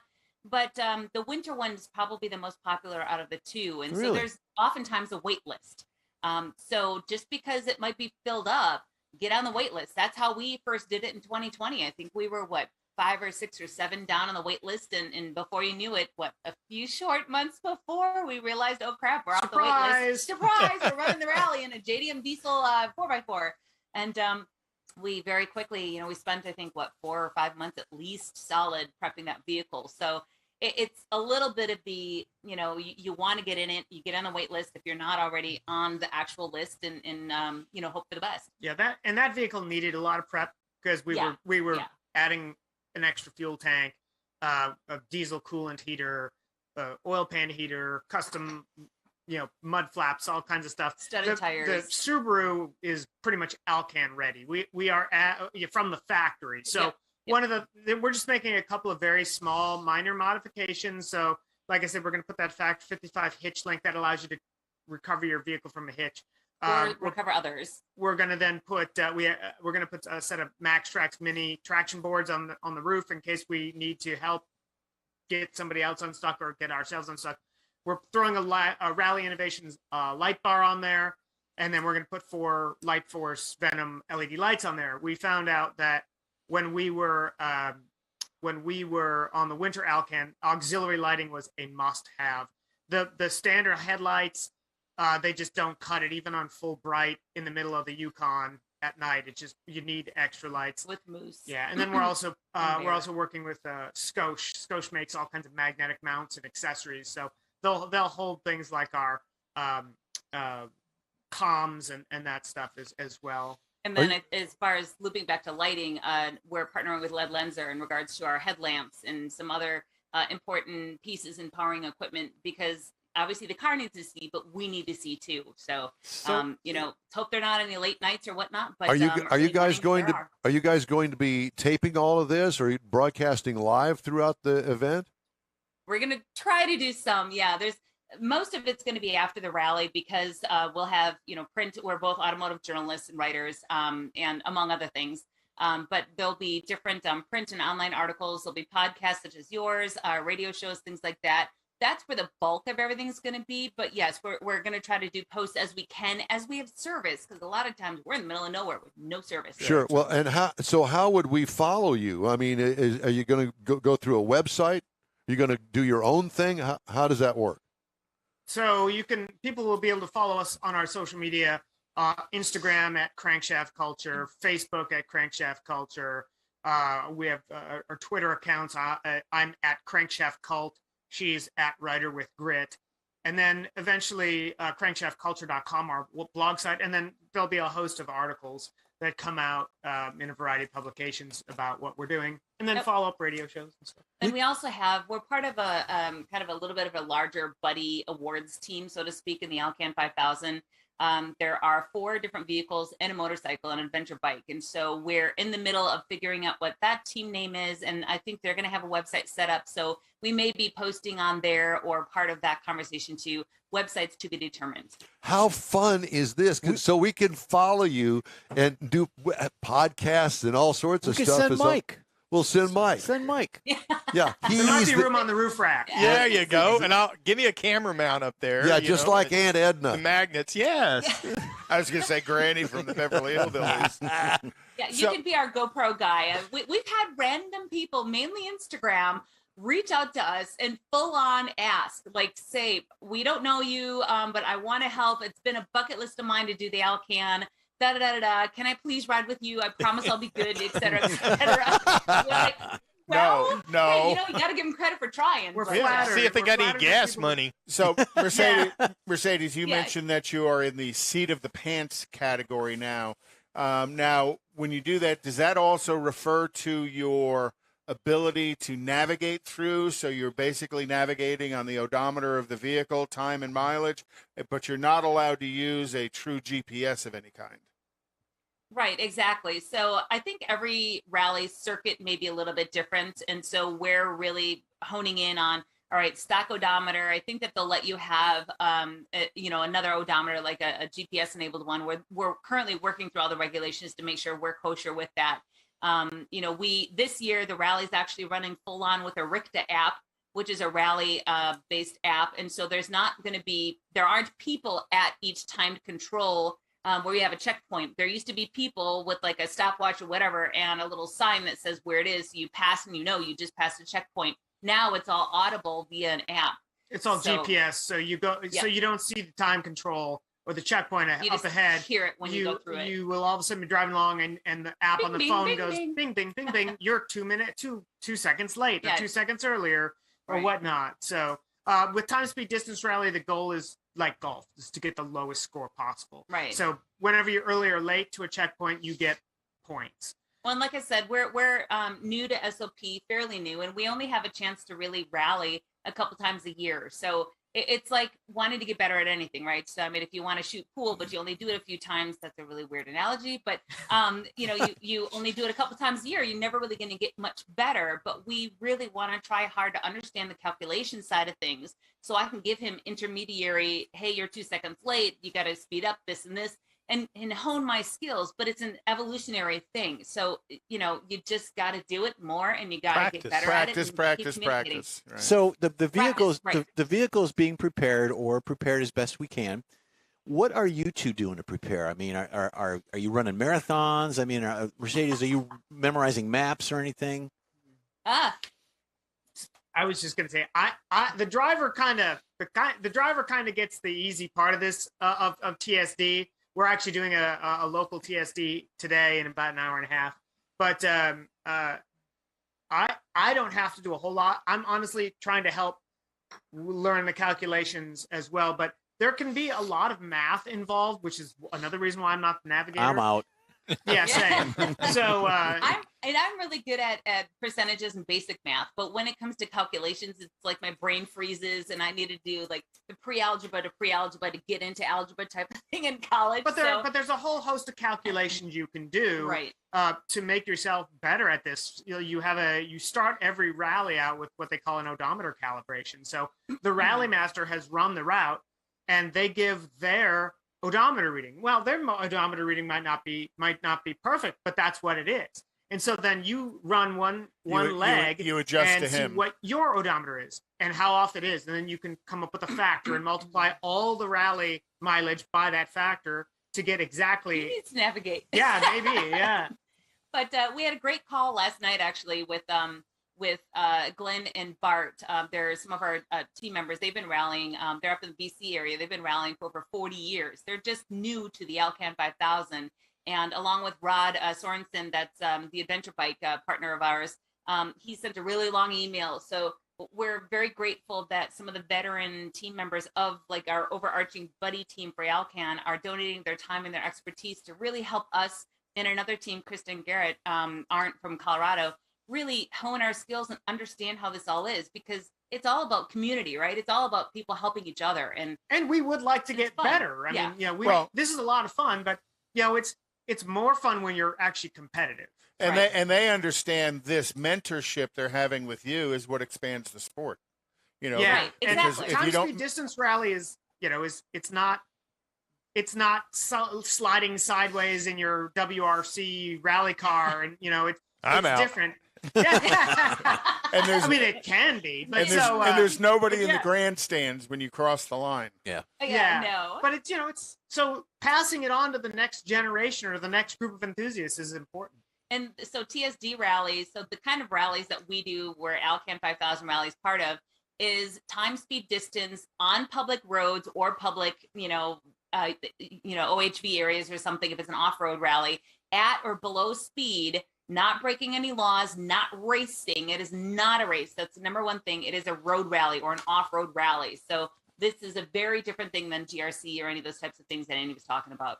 So how many teams enter, like right now, the summer event? The Alcan event.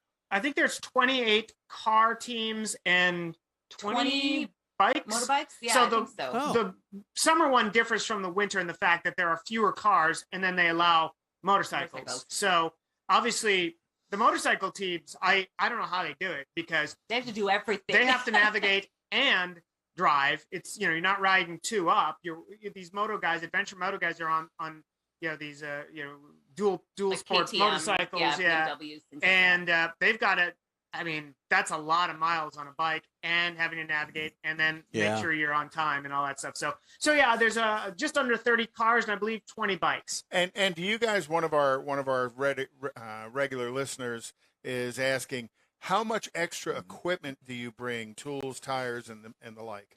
Great question. So on the summer Alcan, they require you to have certain things. The summer one, they require you to have at least one full-size spare tire. You have to carry fire extinguisher. Safety stuff. It's recommended to carry extra fuel. Our Subaru should have a range of about 450 miles. So we should be good between fuel stops. The winter rally is more about survival and preparation, where you have to bring extra fuel. You have to bring stuff to survive 40 below zero. Right.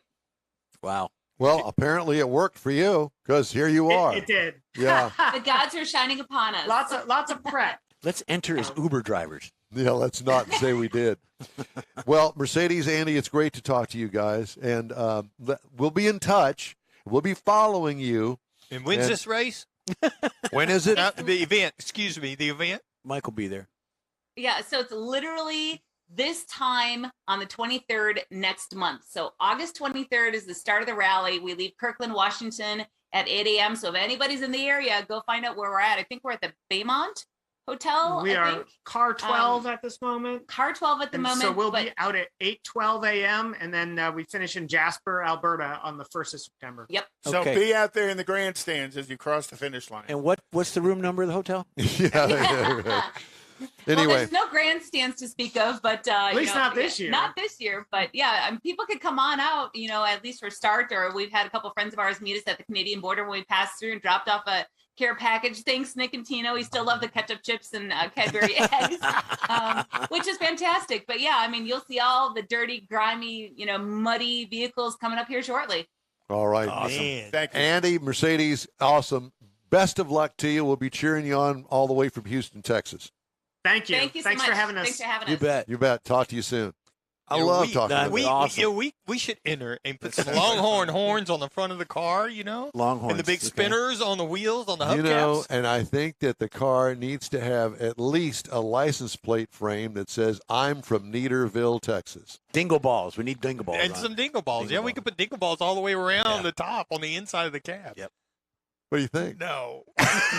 Yes, you guys can go. I'm staying home. Time for This Week in Auto History. Well, And I've got Conrad some has pretty that. good stuff. In 1914, before starting their own car company, brothers John and Horace Dodge, they manufactured engine parts for Ford and Oldsmobile and Chevrolet and stuff. Well, in 1914, they separated away from Ford and created their own car company, the Dodge Motor Company. In 1933, the Dymaxon car, Oh, yes. which featured a rear-mounted V8, front-wheel drive system, and a single rear wheel, was released, and that was kind of a brainchild. And one of the original ones is at the National Automobile Museum in Las Vegas. After changing hands many times, it covered more than 300,000 miles.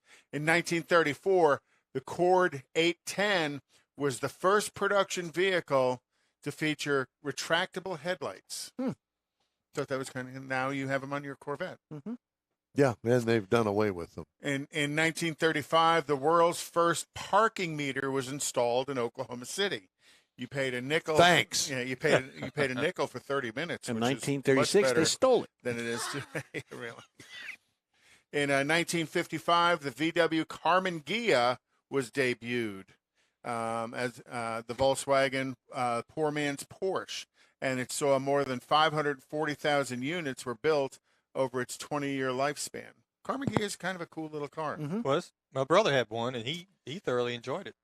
And then, what we talked about earlier about politicians asking for cars. Right. Well, in 1969, Ted Kennedy was given an Oldsmobile company car out of the Boston. And he killed his girlfriend. Mary Jo Kopechne. That was this weekend or this week In an auto Oldsmobile? history. In an Oldsmobile. Killed her in an A Oldsmobile. Delta 88. I did not know that. Well, now you do. And had it not been for the moon landing, that replaced Ted Kennedy killing her in the news. Oh. So, and it was because of that event, General Motors said, we will provide no more company cars to political organizations. So They Always put it on somebody the going to ruin dealerships. it. They put it on the dealerships. And then in Every time. 1987, to celebrate the 40th anniversary, Ferrari produced its F40 race car and street car. And I know there's at least one here in Houston. I see it every now and then out at the Ferrari events. It was the first street car to officially top 200 miles an hour, not on the street, on a track. And it was built from 1987 through 1992. Where they only built 1,315 of them, and 213 were all that were brought to the United States.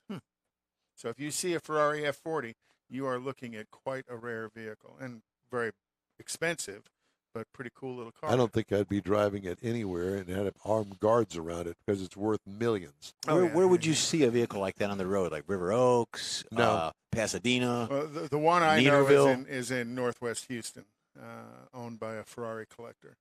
Let's But see. he will drive it to some of the Coffee and Cars events. Really? When Ferrari Wow. is the feature vehicle. Okay. So nothing in Neederville. Nothing in Neederville. All right. You So good? that's this week in auto history. Were you raising your finger that you wanted to say I was something? going to say correct. Correct. Some of the stories making automotive news headlines this week.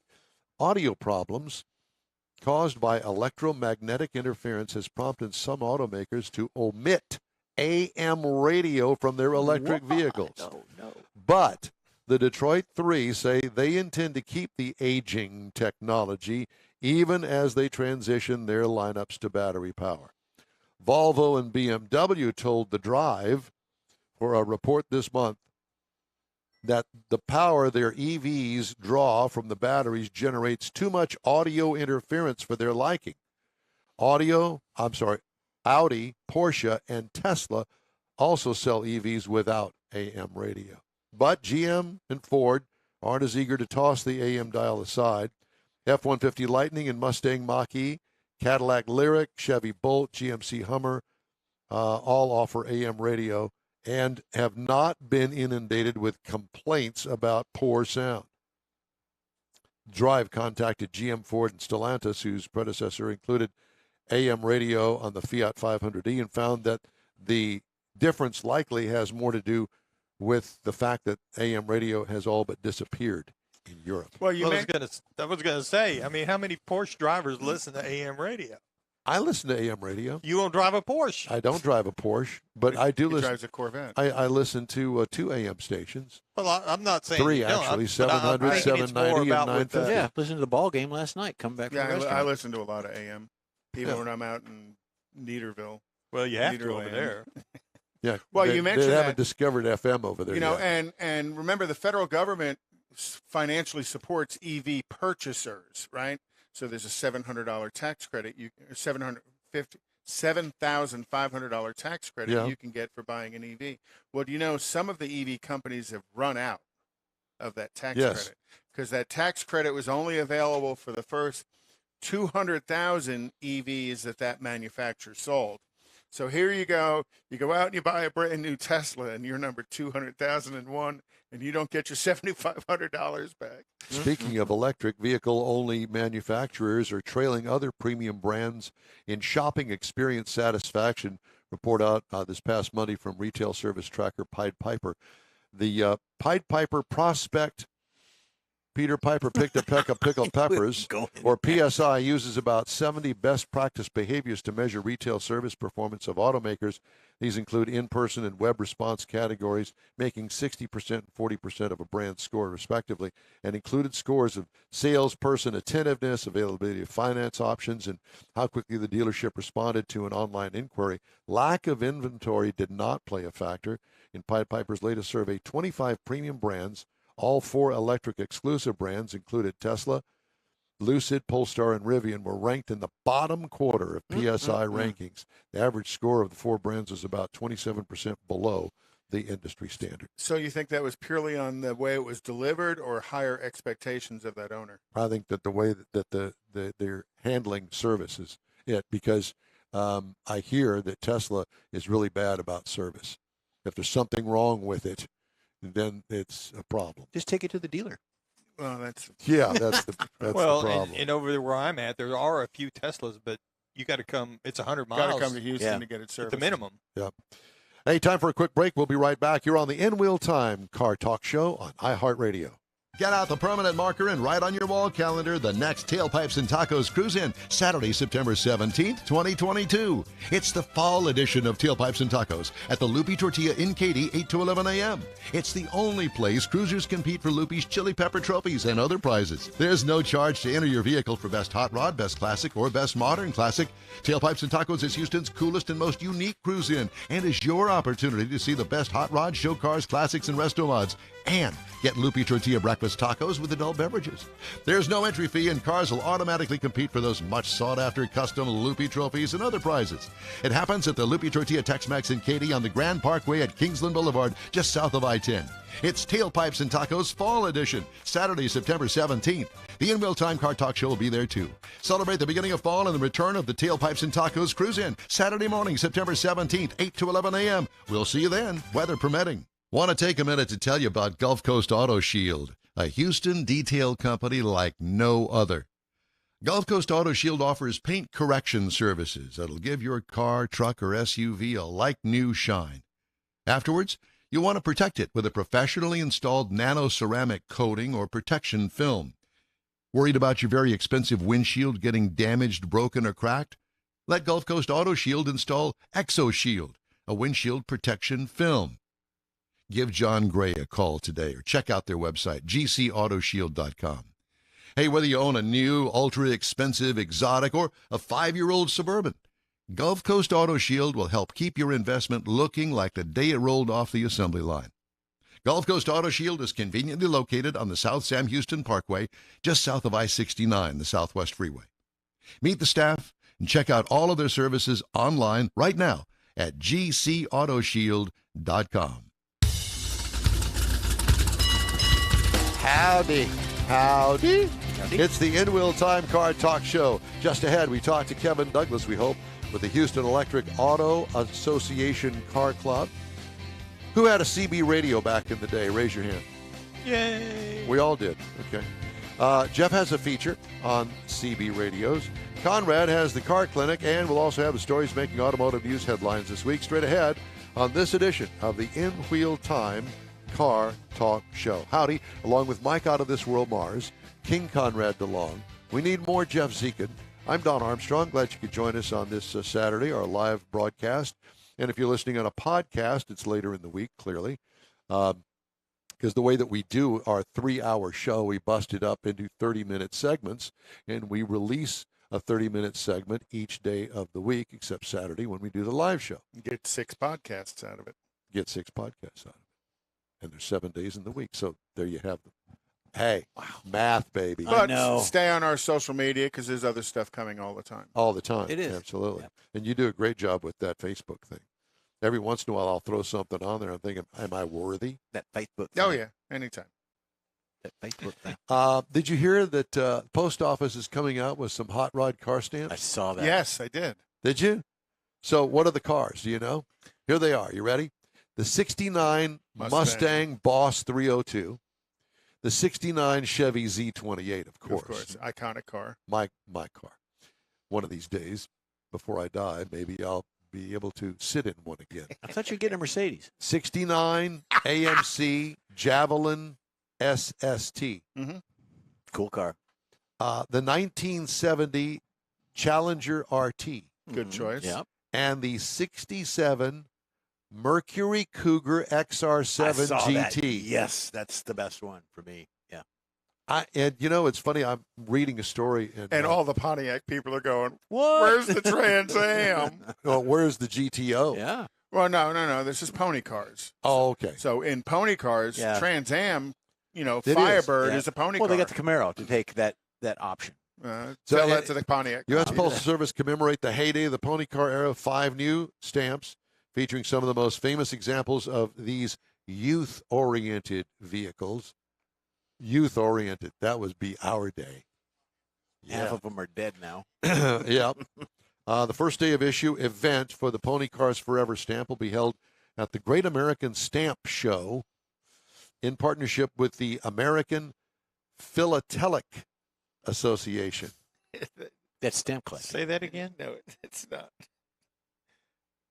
It's not how it's pronounced. And don't get me to get. So Go are ahead. these Then How go it's ahead. pronounced. I can't pronounce it. I've tried for years. are these pre-sticky or are these the licky kind of stamps? Philathape. Well, No. there's how to spell it. Theoretically. If you come up with it theoretically. Theoretically. The ceremony is free and open to the public. News of the stamp is being shared with the hashtag Pony Car Stamps. Think about how much money the post office makes. Here they are. These stamps are supposed to incorporate the cost of transporting whatever you stick in the envelope from your house to that house. And they are gambling on people buying Like us. hundreds or thousands of these That'll never never be used. Philatelic. It's pronounced philatelic. That's No, what I it's- said. It's not philatelic either.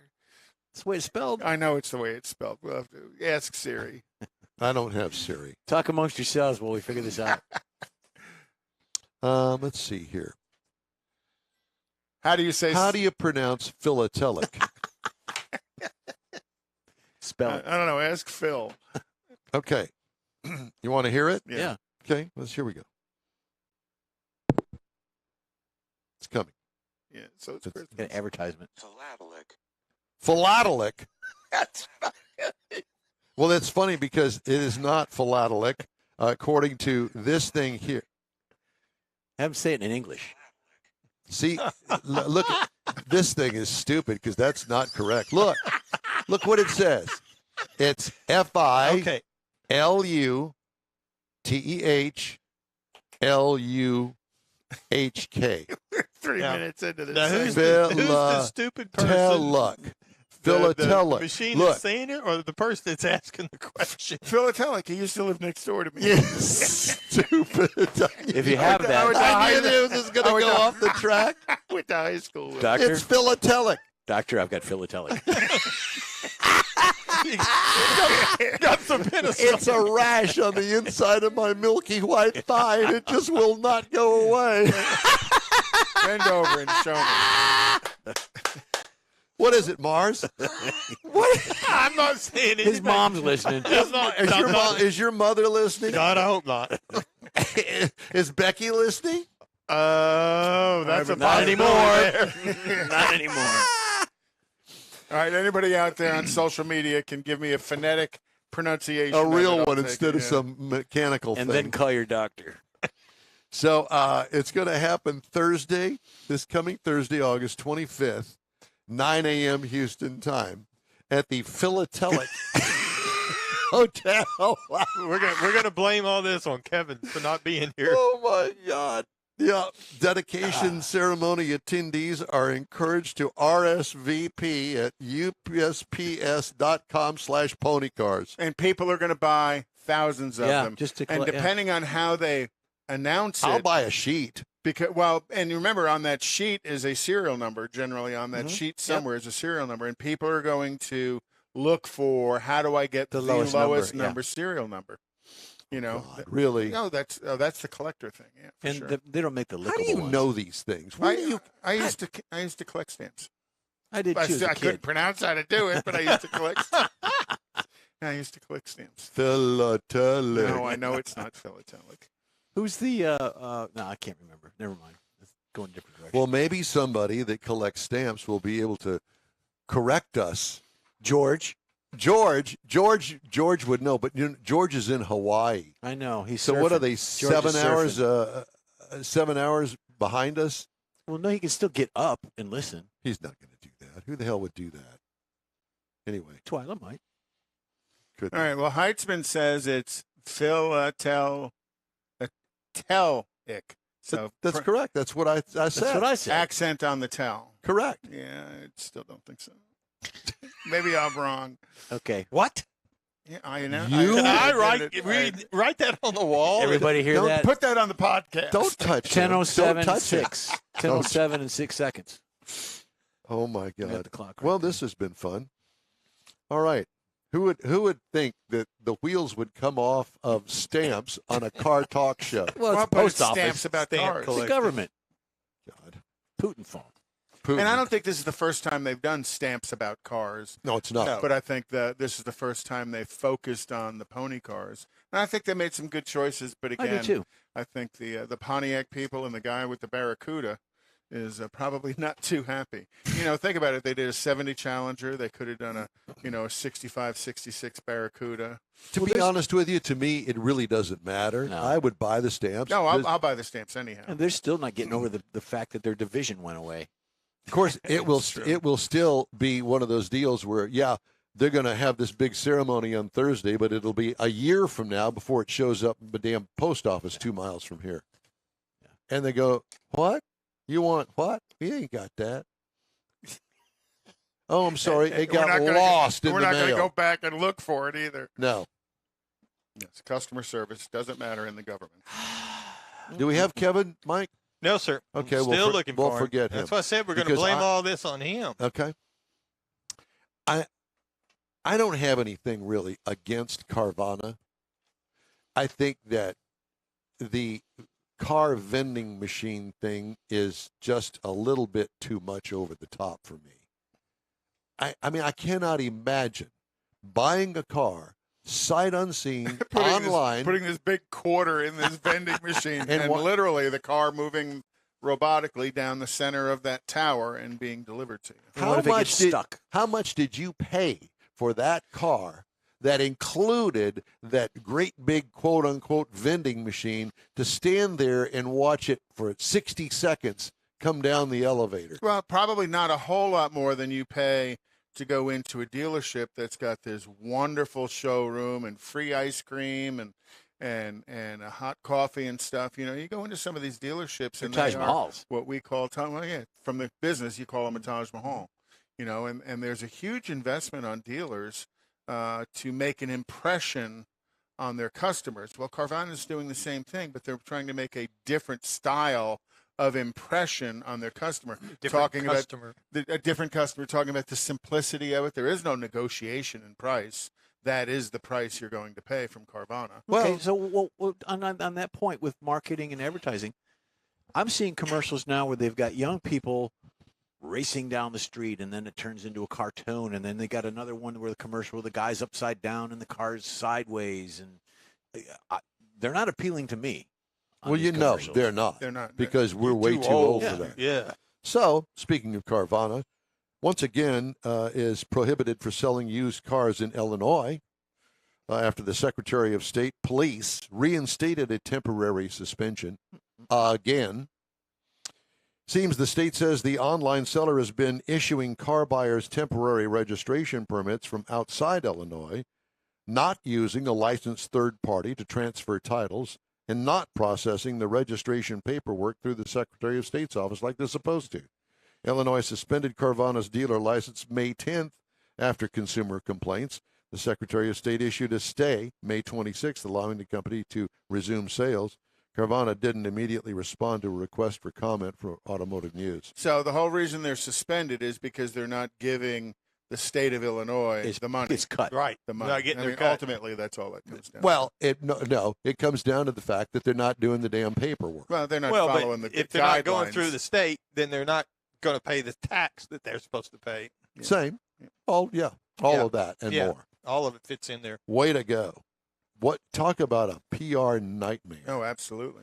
Yeah, because all people hear is, oh, Carvana was suspended, and they assume it was something nefarious, not something Stupid. nefarious. Yeah.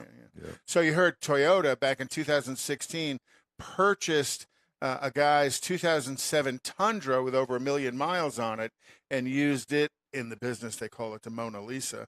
They used it to totally disassemble it and inspect all of it as they were going into the design and build of the latest Tundra. I didn't know that. I think that's pretty creative on their part to go out and buy that high a mileage. It's not unusual to be done, but to buy that 1 million mile truck from somebody And then tear it all and apart. and tear it all apart and look at the strengths and weaknesses so they could What's duplicate- worn, what's not Right. worn, and how bad. duplicate the strengths in the next generation car I and, think that's and called modify the research and weakness. development. Yeah, but I'll be honest with you. Not enough of them will go out and buy an old high mileage vehicle to do that R&D. They will have their own stylists and believe me, I was in the room. Their own stylists and their own engineers. Oh, this is what I want to do. Not trying to learn from experience, trying to create something new and unusual that sometimes It's in the doesn't work. moment is Right. where they do it now. And Yeah. never even taking into consideration that that particular car had 4 recalls for things like brake failure and Thermal events. Yeah, thermal events, or the frame separating from whatever. Your hitch hook falls off. Yeah. Okay. Yep. So, Did you read For- the latest Elon Musk? Oh, go ahead. The latest Elon Musk terse tweet. twit. Twit. It I don't would know, I'm be not a on it. twit if it was more than one. So he took shots at General Motors because General Motors just announced that they're going to be building the new Blazer EV in Mexico. They're not even going to build it in the United States. They get so much money from the federal government that they're going to build the Blazer EV in Mexico, and Elon took after him. Thank you, Elon. Rightly so, Yeah. I think. Yeah. We have a workforce here. It doesn't cost any more to build it here than it does there. So yeah, they're going to build it in Ramos, Ramos, Mexico. Ramos. Yeah, well, they built Ramos. Ramos. Ramos. They built other stuff there in the Yeah, past. there's several places that my tax money goes that I don't particularly care for, and that's one of them. I'll agree with you on that. General Motors and Ford have asked the U.S. auto safety regulators to grant exemptions to deploy a limited number of self-driving vehicles without human controls like steering wheels, Oh boy. brake pedals. Oh boy. Think about that recall. I saw 4 people coming here today that drove like that. The vehicle proposed by GM will not have steering wheels, pedals, manual turn signals, and mirrors, while the one Ford is offering is in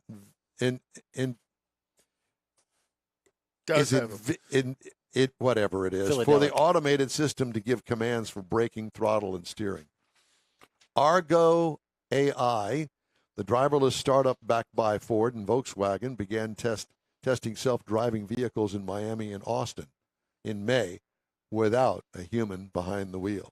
There's another reason not to go to Austin. So, Well, Chevrolet or General Motors has had that deal with Cruise in San Francisco doing the automated vehicles. Wasn't it a couple of weeks ago? Yes. They all pulled into one spot and parked In the middle of an intersection. and went on strike, basically. Hey, I don't have a driver in it. They're all parked in the middle of the street, jamming traffic. Sort of like the big truckers. Rivian delivered its first batch of electric delivery vans on Thursday to Amazon, an early investor in what has been waiting out production delays at the EV startup, but now can put the futuristic vehicles to work in major U.S. cities. Amazon unveiled road-ready EDVs at a last-mile delivery center in Chicago, the company said. Amazon has been testing pre-production vehicles since last year. Did you see where the Rivian was at a tractor pull and they hooked it up and it like pulled it out of the stadium? No, it wouldn't surprise me. Just It's all torque. Yep. But think about Rivian in Chicago. When all of the Amazon trucks come back and plug in, Chicago has a brownout. Mhm. Ultimately, that's going to be a lot of power. They're probably going to have their own power station real close by, if not on property. And what's that going to be powered by? Natural gas? Pixie dust. Well, yeah, gas, coal. No, it will not coal. Well, you got to think Northeast still has a lot of coal-powered. I understand, power but plants. that would be kind of counterproductive to open up a place that has electric vehicles and have to now tow in coal to run a generator. No. Well, I told you the story about the They Home use diesel Depot fuel. in Fresno where my daughter lives. They've got like 7 or 8 Tesla fast charging stations there and this wonderful big brick building that inside has a diesel generator. That when you start plugging in your Teslas, that you hear the diesel generator fire up. So it runs the 440 fast charge. Wow. Fresno. Yeah. Great. When they tell you that the electricity comes from the plug or comes from the wall or comes from the building, no. Electricity comes from some sort of power production plant that is nuclear, gas, Solar, wind. Yeah, the wind worked real well. Yeah, last batteries week, don't didn't it? make power. Ford Motor Company preparing to cut as many as 8,000 jobs in the coming weeks as the automaker tries to boost profits to fund a push into the electric vehicle market, according to people familiar with the plan. The eliminations will come in the newly created Ford Blue unit, responsible for producing internal combustion engine vehicles as well as other salaried operations throughout the company. The move would mark a significant step in CEO Jim Farley's plan to cut $3 billion in costs by 2026. Thank you for that. And the easiest way to get to $3 billion, salaries. Probably. All right. Sorry that we didn't have our Houston Electric Auto Association speaker to join us today. We set it up. He didn't call. He's an airline pilot. Maybe he got called in. He'll be back in the future. Yeah, He's a that's it. good interview. Yeah, it's round trip. If you'd like to get in touch with us, shoot us an email. The address here is info@inwheeltime.com. Time now for the In Wheel Time racing calendar. Well, and with racing goes all the different venues of racing, and we'll kind of start with, I don't know if I can find the right page here. Yeah, we'll start with the NHRA this weekend. They're in Sonoma, California, and then next weekend they're at the NHRA Northwest Nationals. First time they've been back to the Seattle area in a number of years because they basically shut down during COVID. So what was it? It's Seattle. Have you been to Seattle? Just Of passing all through. of the cities that I visited on the NHRA tour, Seattle, bar none, is the weirdest city for me personally. It's beautiful up there. Yeah, it is. It's absolutely beautiful, but they Lots had of granola. Lots of that, and the NHRA had a big problem at the track because they needed to cut down a tree, so they could get the 18-wheelers in there and parked. Nope, can't do it. Screw you! You cannot cut down the one pine tree. I'd have just accidentally run it over. I mean, and the in and out of there, it's a 2-lane road So through the forest. And then NASCAR this weekend's at Pocono. Next weekend, they are at the Brickyard 500 at Indianapolis, that's always a good race. Yeah. It's become one of the best races in NASCAR if you want to follow everybody to the end. By the way, speaking of NASCAR, did you see where they announced that they're going to have a street race in Chicago Yeah. next year? Mm-hmm. I posted something on Facebook. You did? Give us your best caption to this. So we're going to kind of go through and we'll maybe look at the goodie bag and see what we have in the goodie I bag. think that's yeah, like the Send drive-by something. route. Well, it For goes drive-bys. out there. There's some pretty good comments. Go to our Facebook page. There's some real good ones. Okay. And then the French Grand Prix is this weekend. The Hungarian Grand Prix is next weekend. IMSA is at Road America on August the 7th. IndyCar, is at Iowa this weekend and at Nashville next weekend. Iowa. Huh. Circle track and asphalt circle track in Iowa. Iowa. NASCAR, big NASCAR guys don't go there, but I think the Xfinity guys do and the truck guys do. Okay. So that's Iowa. That's Rakes. Is it Iowa? Yeah, Iowa. Not Ohio. Not in. Iowa. I said it correctly. I know that. I'm not. I'm just. It's not Idaho. What an odd place for a NASCAR race It's in the center of the country. Iowa. You know what is in Iowa? Nothing. Corn and pigs. Mhm. That's what they raise there.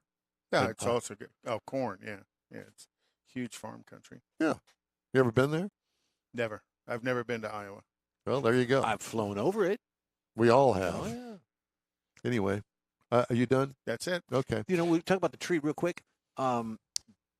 The George Harrison Foundation planted trees after his death, Yeah. and they had to cut the trees down because they all died. They were infested by beetles. Man, that was a long way for that joke. I know. Brought you by Clutch Cargo. Clutch Cargo. There you Clutching go. an apple. The Clutch Cargo. The cartoon Yeah. where only the mouths moved. Mhm. Very strange. Yeah. All right. Jeff Zekin has delivered us probably one of the best subjects Oh, that I I don't could know about ever that. think about, and that is CB radios. Well, and just- what I should have done is I should have had brought up some CB radio songs because there were some. Well, I've got a list of those, and I'm going to make this short because I've got to do some other stuff with this. Al Gross, the man who pioneered the walkie-talkie, came up with the CB radio in 1945. His company, Citizens Radio Corp., sold Class B handheld CB radios. They were limited on technology, and they couldn't really mass produce them to be affordable. 1958 was the year where they put the Class D variant of the CB radios. They started out with 27 channels on 27 megahertz, and then they went up to 40-channel radios in 1977. Breaker on 9. Exactly. So one of the things that really made the CB radio popular was back in the 70s when the gas prices went, or not sorry, gas prices, the speed limit went from 70 to 55, Yep. and everybody wanted to know where the Smokey police were, was. Smokies were, exactly.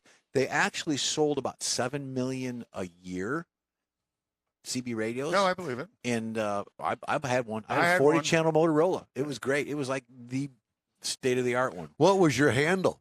I don't remember. I was trying to think of that. Mine Probably was like, the Texas Skywave. Probably like Genius or something. I don't remember. Genius. There you go. So some of the Men of things, genius. some of the and then they made up their own language and their own codes and Yeah. everything. Because 1 through 19 were, or 1 through 9 were the emergencies and things. And some of the stuff they came with was Smokey, obviously, is law enforcement. Bear is a police officer. Bear with ears is a police listening to the CB radio. A customer driving down the road and a CB, there's a customer. That is somebody getting a ticket. Boy Scouts, state police. Disco lights, flashing lights on a police car. So these are all code. Mike, you should be writing these down. Portable house is a camper RV. Yep. Paper hanger is somebody getting a ticket.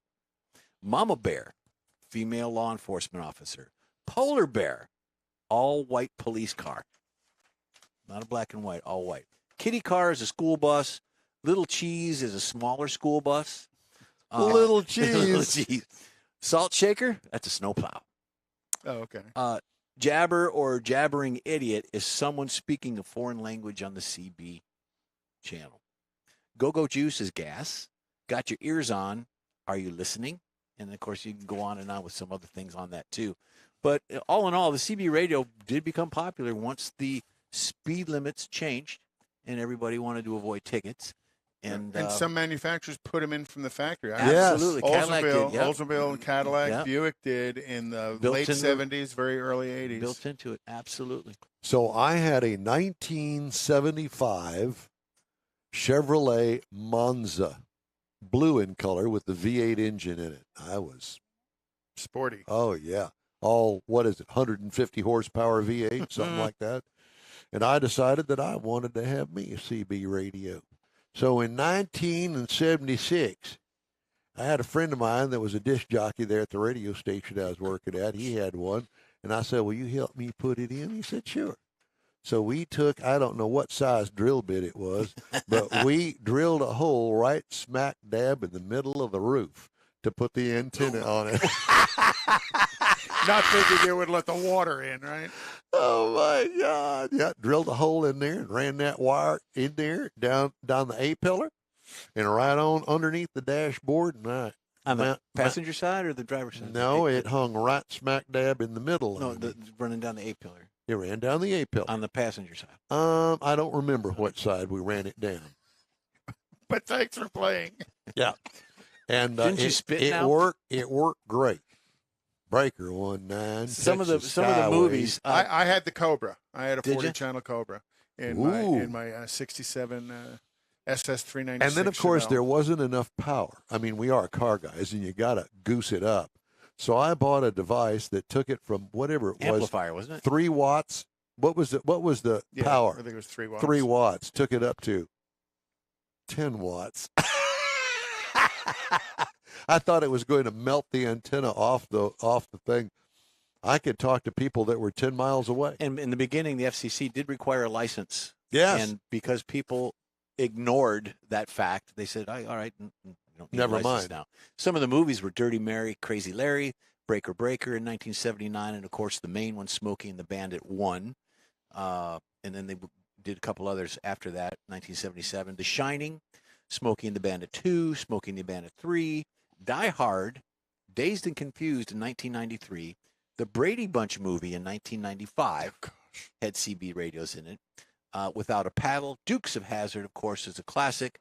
Live Free or Die Hard in 1970 and 2007, and then in 2008, Transformers. You can still buy CB radio. Oh yeah, you can. And they suggest going to Truckers Radio still Shack. use them. Yeah. Because it's a great tool of communication Yeah. amongst It's themselves. easy, yeah. Mhm. Yeah. And then there's songs and things after And that. then what, Jerry Reed. what is the, Brick 19. always emergency channel is channel 9? 9? Yeah. So if you were on channel 9, you saying something, it better be an emergency or you'd get in trouble. What was If your they can handle, find Mike? you. Hot Stuff? What was it, Mike? It's Triple T. Triple T. Triple T, which stood for. I'll tell you on the break. Oh, I was 442 dude. Of course you Even were. though I had an SS 396 Chevelle, I was still 442 dude because I was an Oldsmobile. Texas Skywave. you did a lot of Texas dreaming. Jeff didn't can't you? remember. I can't remember mine. Gorgeous or something. I don't know. The In Wheel Time Car Show streams on the iHeart app, Facebook, YouTube, and InWheelTime.com. Podcasts available from your favorite podcast channel. In Wheel Time Car Show continues right after this quick break. Get out the permanent marker and write on your wall calendar the next Tailpipes and Tacos Cruise In, Saturday, September 17th, 2022. It's the fall edition of Tailpipes and Tacos at the Loopy Tortilla in Katy, 8 to 11 a.m. It's the only place cruisers compete for Loopy's Chili Pepper trophies and other prizes. There's no charge to enter your vehicle for Best Hot Rod, Best Classic, or Best Modern Classic. Tailpipes and Tacos is Houston's coolest and most unique cruise in and is your opportunity to see the best hot rods, show cars, classics, and resto mods. And get Loopy Tortilla breakfast tacos with adult beverages. There's no entry fee, and cars will automatically compete for those much sought-after custom Loopy trophies and other prizes. It happens at the Loopy Tortilla Tex-Mex in Katy on the Grand Parkway at Kingsland Boulevard, just south of I-10. It's Tailpipes and Tacos Fall Edition, Saturday, September 17th. The In Wheel Time Car Talk Show will be there too. Celebrate the beginning of fall and the return of the Tailpipes and Tacos Cruise In, Saturday morning, September 17th, 8 to 11 a.m. We'll see you then, weather permitting. Want to take a minute to tell you about Gulf Coast Auto Shield, a Houston detail company like no other. Gulf Coast Auto Shield offers paint correction services that'll give your car, truck, or SUV a like-new shine. Afterwards, You'll want to protect it with a professionally installed nano-ceramic coating or protection film. Worried about your very expensive windshield getting damaged, broken, or cracked? Let Gulf Coast Auto Shield install ExoShield, a windshield protection film. Give John Gray a call today or check out their website, gcautoshield.com.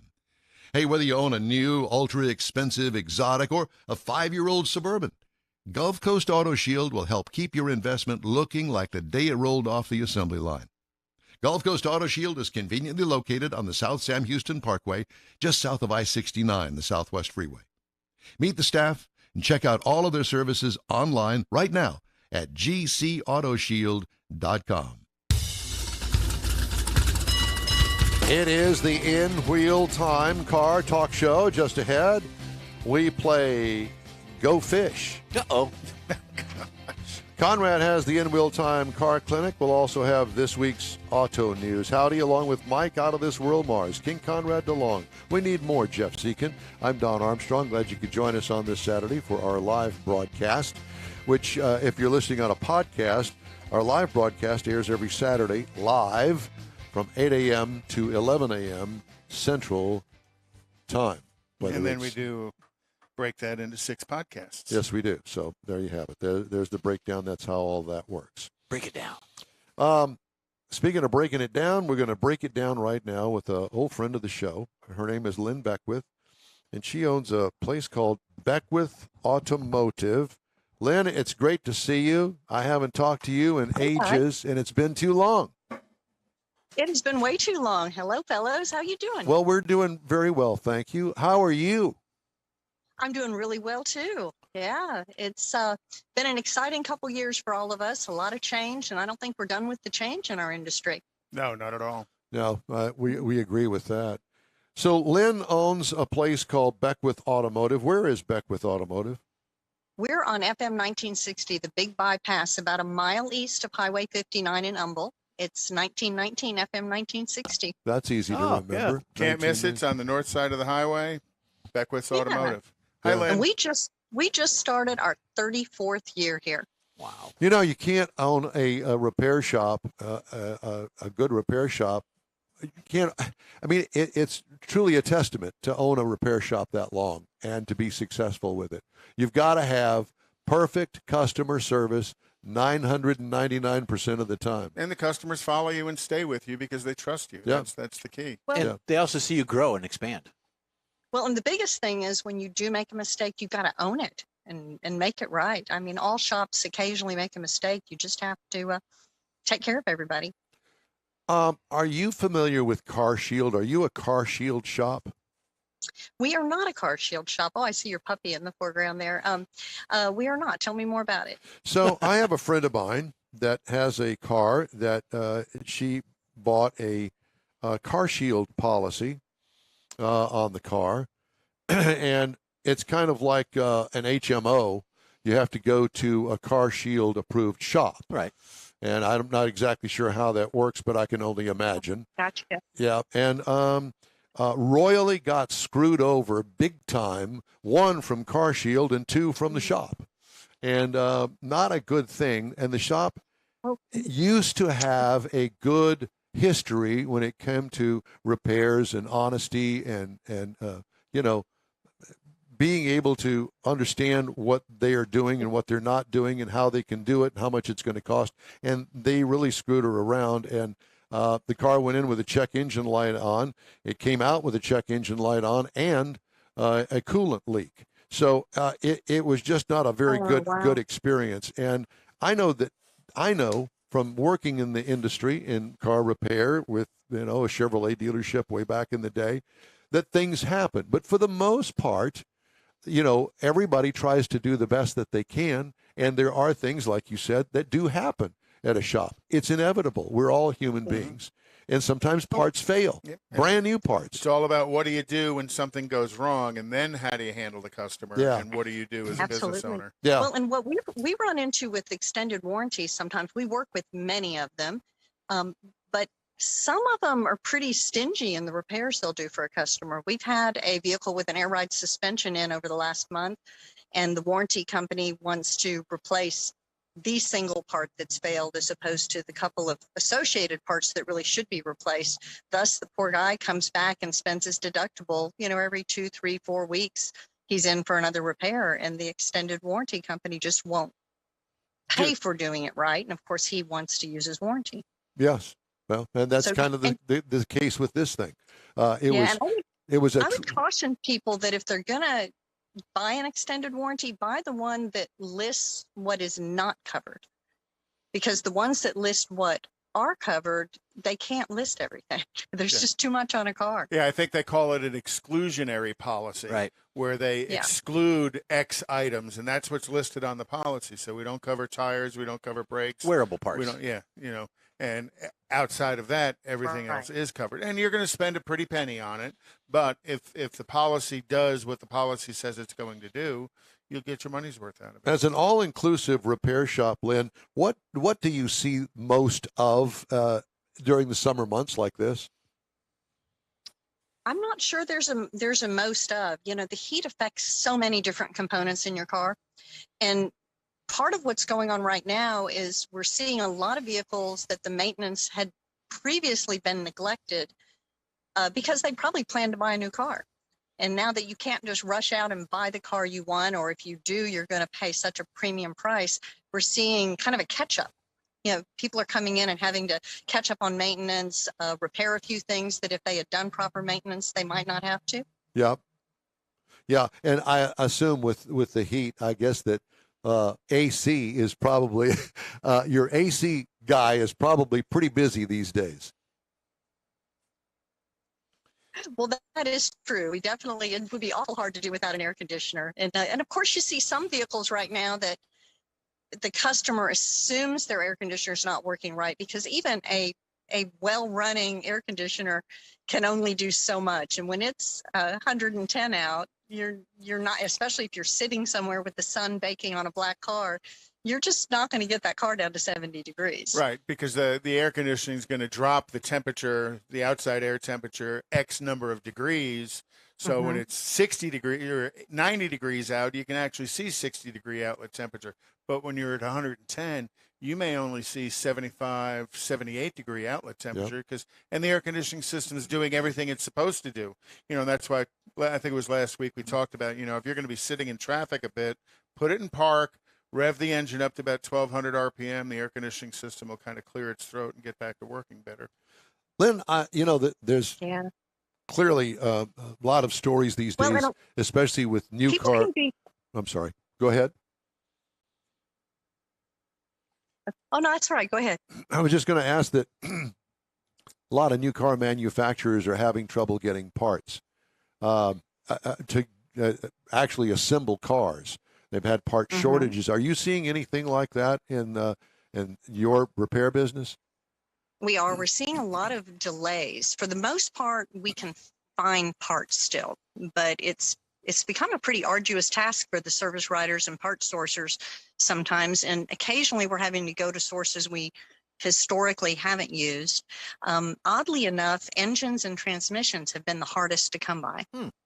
Really? And yeah, I mean, certainly the computer chip issue is there. You've got module issues, and but a lot of times you can find a used module and have it reprogrammed and still get somebody up and running.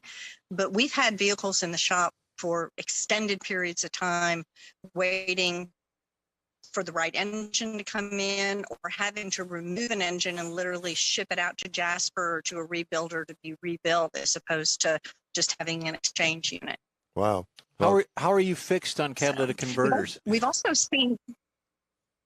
That's been a real chore. Yeah, what a shame. I mean, of course, the theft rate is so high. People end up losing a catalytic converter. I've had a couple people I've talked to that have said, well, my insurance is going to cover it, so I'm not going to put a shield on, or I'm not going to park it in the garage, or I'm not going to be careful with it. But then they don't realize they may be waiting months to get that car back on the road. So yeah, definite shortage on catalytic converters is a good point. Speaking of shortages, how are you doing on technicians? Because Conrad and I have had long discussions, all of us have, with the fact that technicians are hard to come by. And good technicians are real hard to come by. Yeah. Absolutely, they are. Now, that is part of why, as you can see, I am absolutely alone here today because we made the decision to close on Saturdays and Sundays because I want to keep the absolute best of the best. And those guys really don't deserve to work weekends. They deserve to have a normal work week, be home with their families and enjoy it.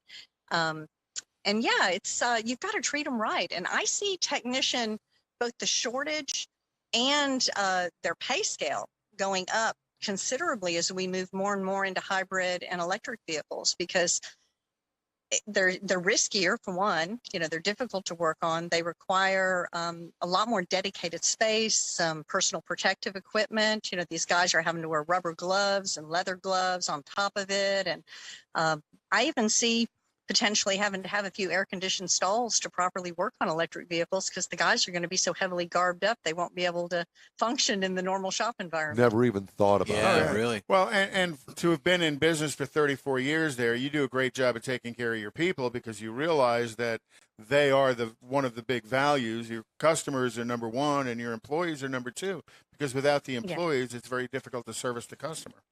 And the employees in turn take great care of the customers. Exactly. So it's a tight circle you have to keep. And I know you've expanded the shop. It looks really good. Yeah, it looks nice. We do. Yeah. Thank you. This is, I'm in the expanded area. Back here behind me is the older part of the shop. Fortunately, opening it up made the entire facility a lot brighter and nicer. And, at 30 plus years, it was definitely time. And that's a real growth area up there. A lot of people moving into that area where you are, and I can only imagine that you got them lined up there on Monday mornings trying to get their car in for service. How many bays do you have? We have 16 bays now.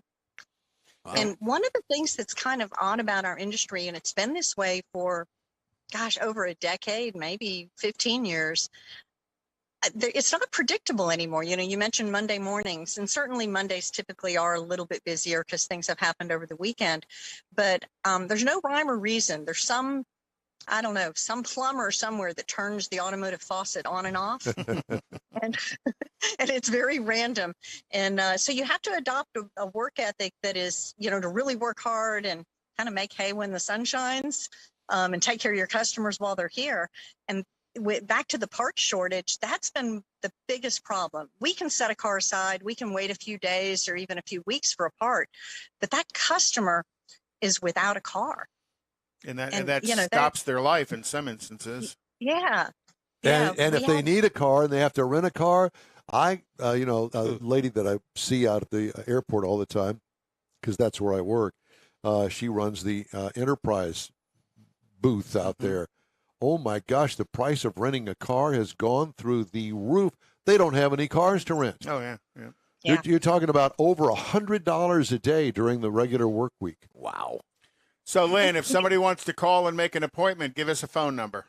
It is 281-540-2000. 281-540-2000. You can also make appointments online at Beckwiths. It's BECKWITHS.com.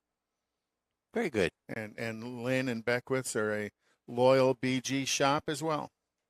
Oh, absolutely. So, absolutely. As a matter of fact, I wanted to add when we were talking about extended warranties is I encourage customers to do all the BG services and take part in the lifetime protection plan with BG because you need to do the maintenance products. You need to do your maintenance properly, regardless of the product you're using or whether or not you have an extended warranty. The extended warranty is not going to kick in and buy you a new engine if you didn't do your oil changes or you didn't do your transmission flushes or whatever your problem happens to be.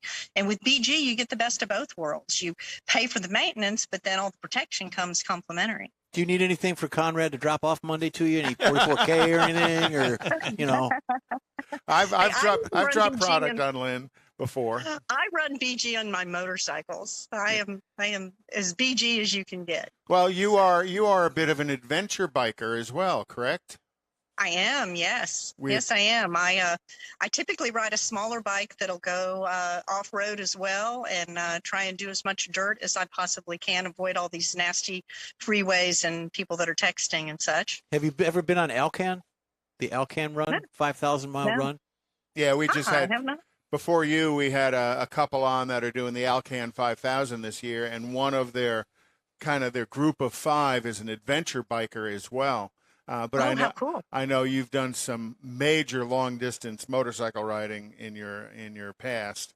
Now, one of my big goals right now is to finish the Transamerica Trail. So for all of you off-roaders, whether it's a bike or a Jeep or, any street legal vehicle, you can go primarily on dirt from North Carolina to Oregon.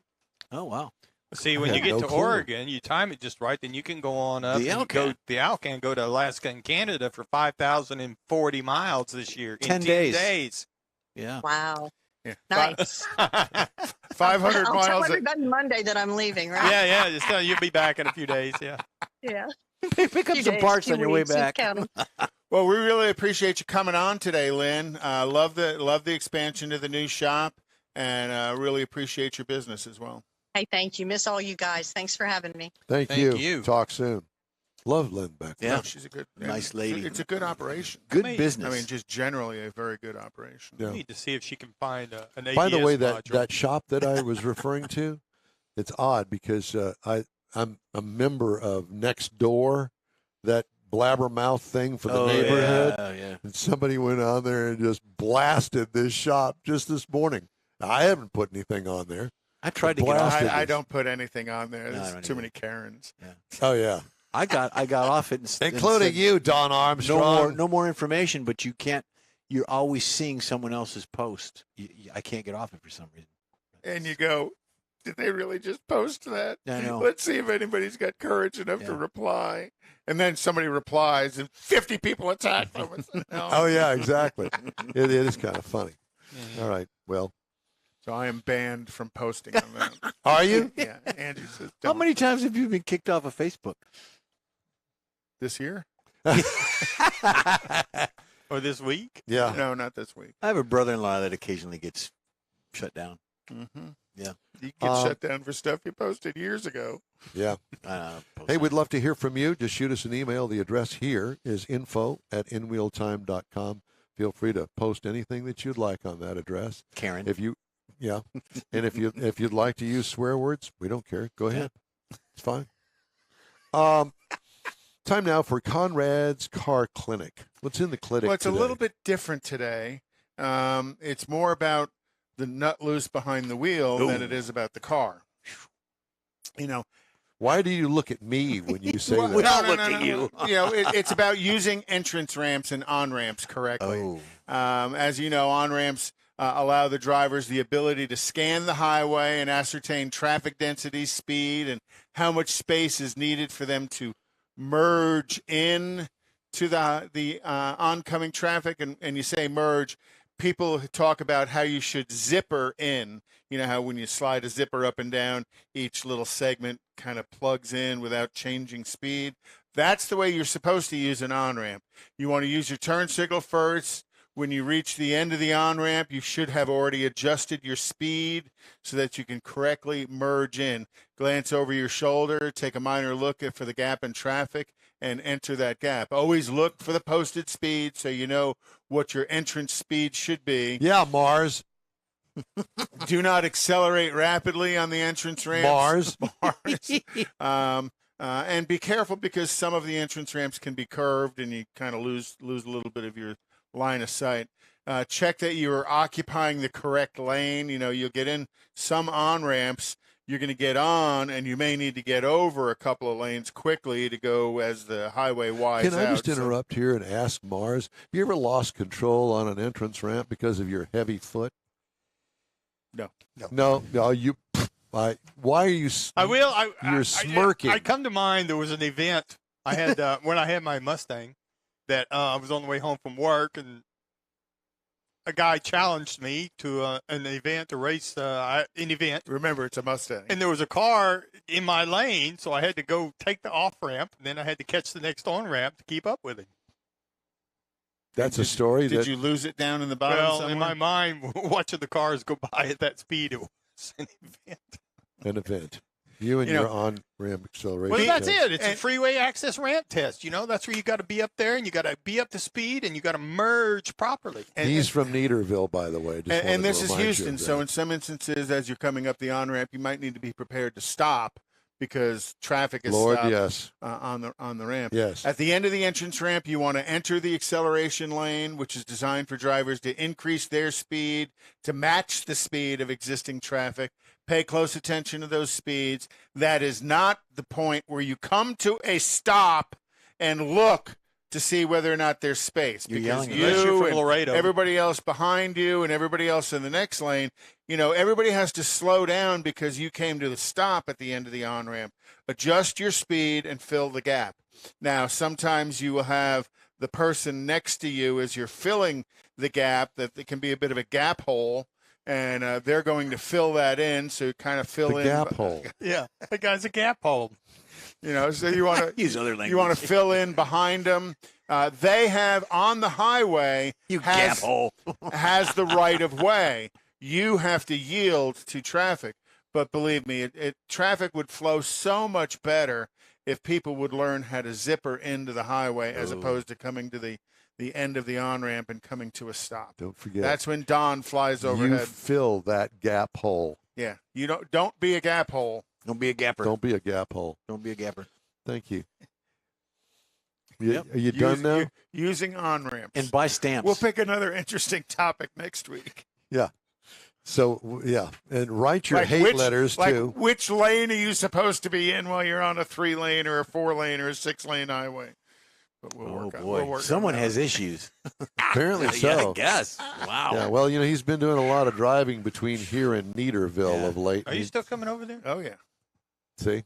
Told you. Neederville, Port Arthur, Orange, Groves. I'm sorry. No wonder you got your head shaved. Silsbee, Beaumont, Lumberton. Lumberton's nice. I was actually in Woodville a couple of weeks ago in Jasper. Oh. I've been to Woodville. It's beautiful up there. That is Woodville, a long there's way from anything. Not much Yes, it there, is. but it is pretty. You're up in Yeah. lumber country. Nice in the morning. Yeah. A long story. I'll tell you that another day. But at any rate, had a good time up there. I got a couple stories I want to tell you about. Thought this was interesting. A surge in thefts of Hyundai and Kia automobiles is plaguing cities across the country, with potential thieves being shown on social media how to bypass security features in some models. While the U.S. is seeing an uptick of automotive thefts in general, Kia and Hyundai models are making up a majority of the cases in many cities. Some city governments have blamed Hyundai and Kia for not including engine immobilizers in some models. Engine immobilizers are an anti-theft technology that prevent a vehicle's engine from starting without a digitally coded key or fob. Some types of keys don't have those devices. A Hyundai spokesman told Automotive News in an email that the company is aware of the thefts and that engine immobilizers are installed in new Hyundai models. Kia America, in a written statement, said it was also aware of the trend. So we put an immobilizer in so we could shut the car down after it was stolen, as opposed to putting a better security system in it that would avoid it from being stolen in the And first aren't they place. designed to shut down while you're driving? Yes. Yeah. At the end of the on-ramp. Because you hadn't zippered in. You didn't zipper it You in. didn't zipper in. Yeah. You Gap buttoned hole. in. Yeah, zipper hole.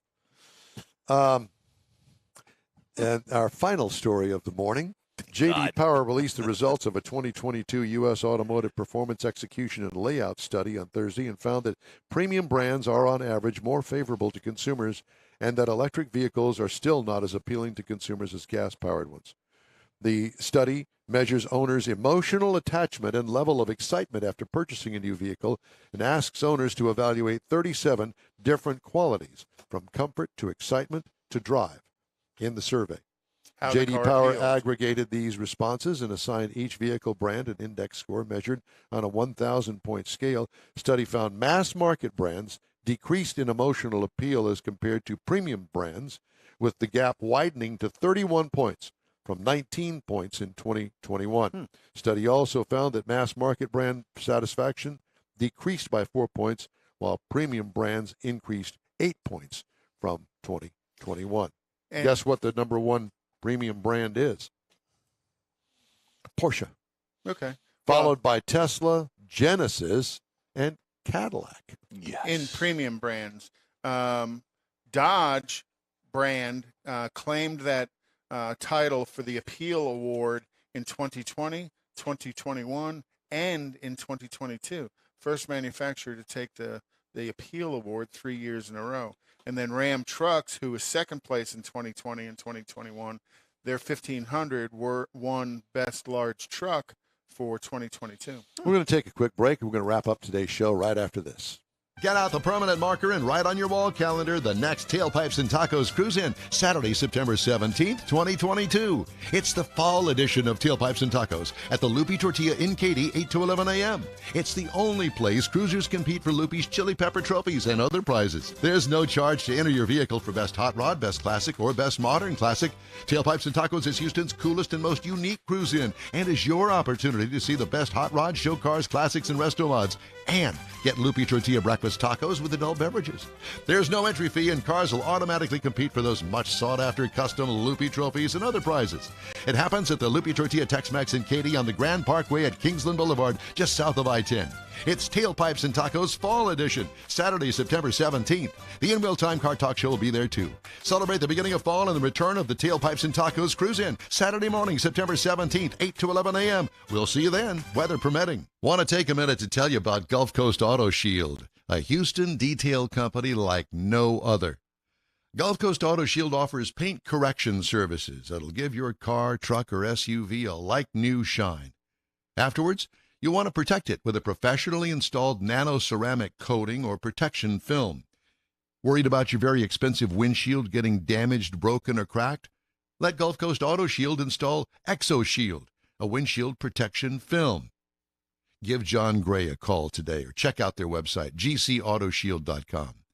Hey, whether you own a new, ultra-expensive, exotic, or a 5-year-old Suburban, Gulf Coast Auto Shield will help keep your investment looking like the day it rolled off the assembly line. Gulf Coast Auto Shield is conveniently located on the South Sam Houston Parkway, just south of I-69, the Southwest Freeway. Meet the staff and check out all of their services online right now at gcautoshield.com. The In Real Time Car Talk Show is now part of the iHeart family. Now you'll have access to 24/7 Car Talk anytime you need a fix. Just download the iHeart Radio app and ask for In Real Time Car Talk, and there we are. Be sure to save us in your iHeart library for instant access. No matter where you are, you have the best Car Talk Show right on your PC, laptop, or mobile device and never have to worry about finding us again. Of course, you can always get access to our video and audio streams via InRealTime.com and your favorite podcast channel, and all of this is free to you. From the iHeart Radio app, you'll not only hear our Saturday morning live show, but the best shows of the past, updated weekly. Never miss a minute of up-to-date new car reviews, pre-owned reviews, Conrad's Car Clinic, informative interviews, automotive news, and the most fun car talk show on the planet. Just download the iHeart Radio app, search for In Real Time Car Talk, save it to your library, and with a tap of the icon, you'll be in touch with your favorite Car Talk team. In Real Time Car Talk, streaming now on iHeart.com/InRealTimeCarTalk.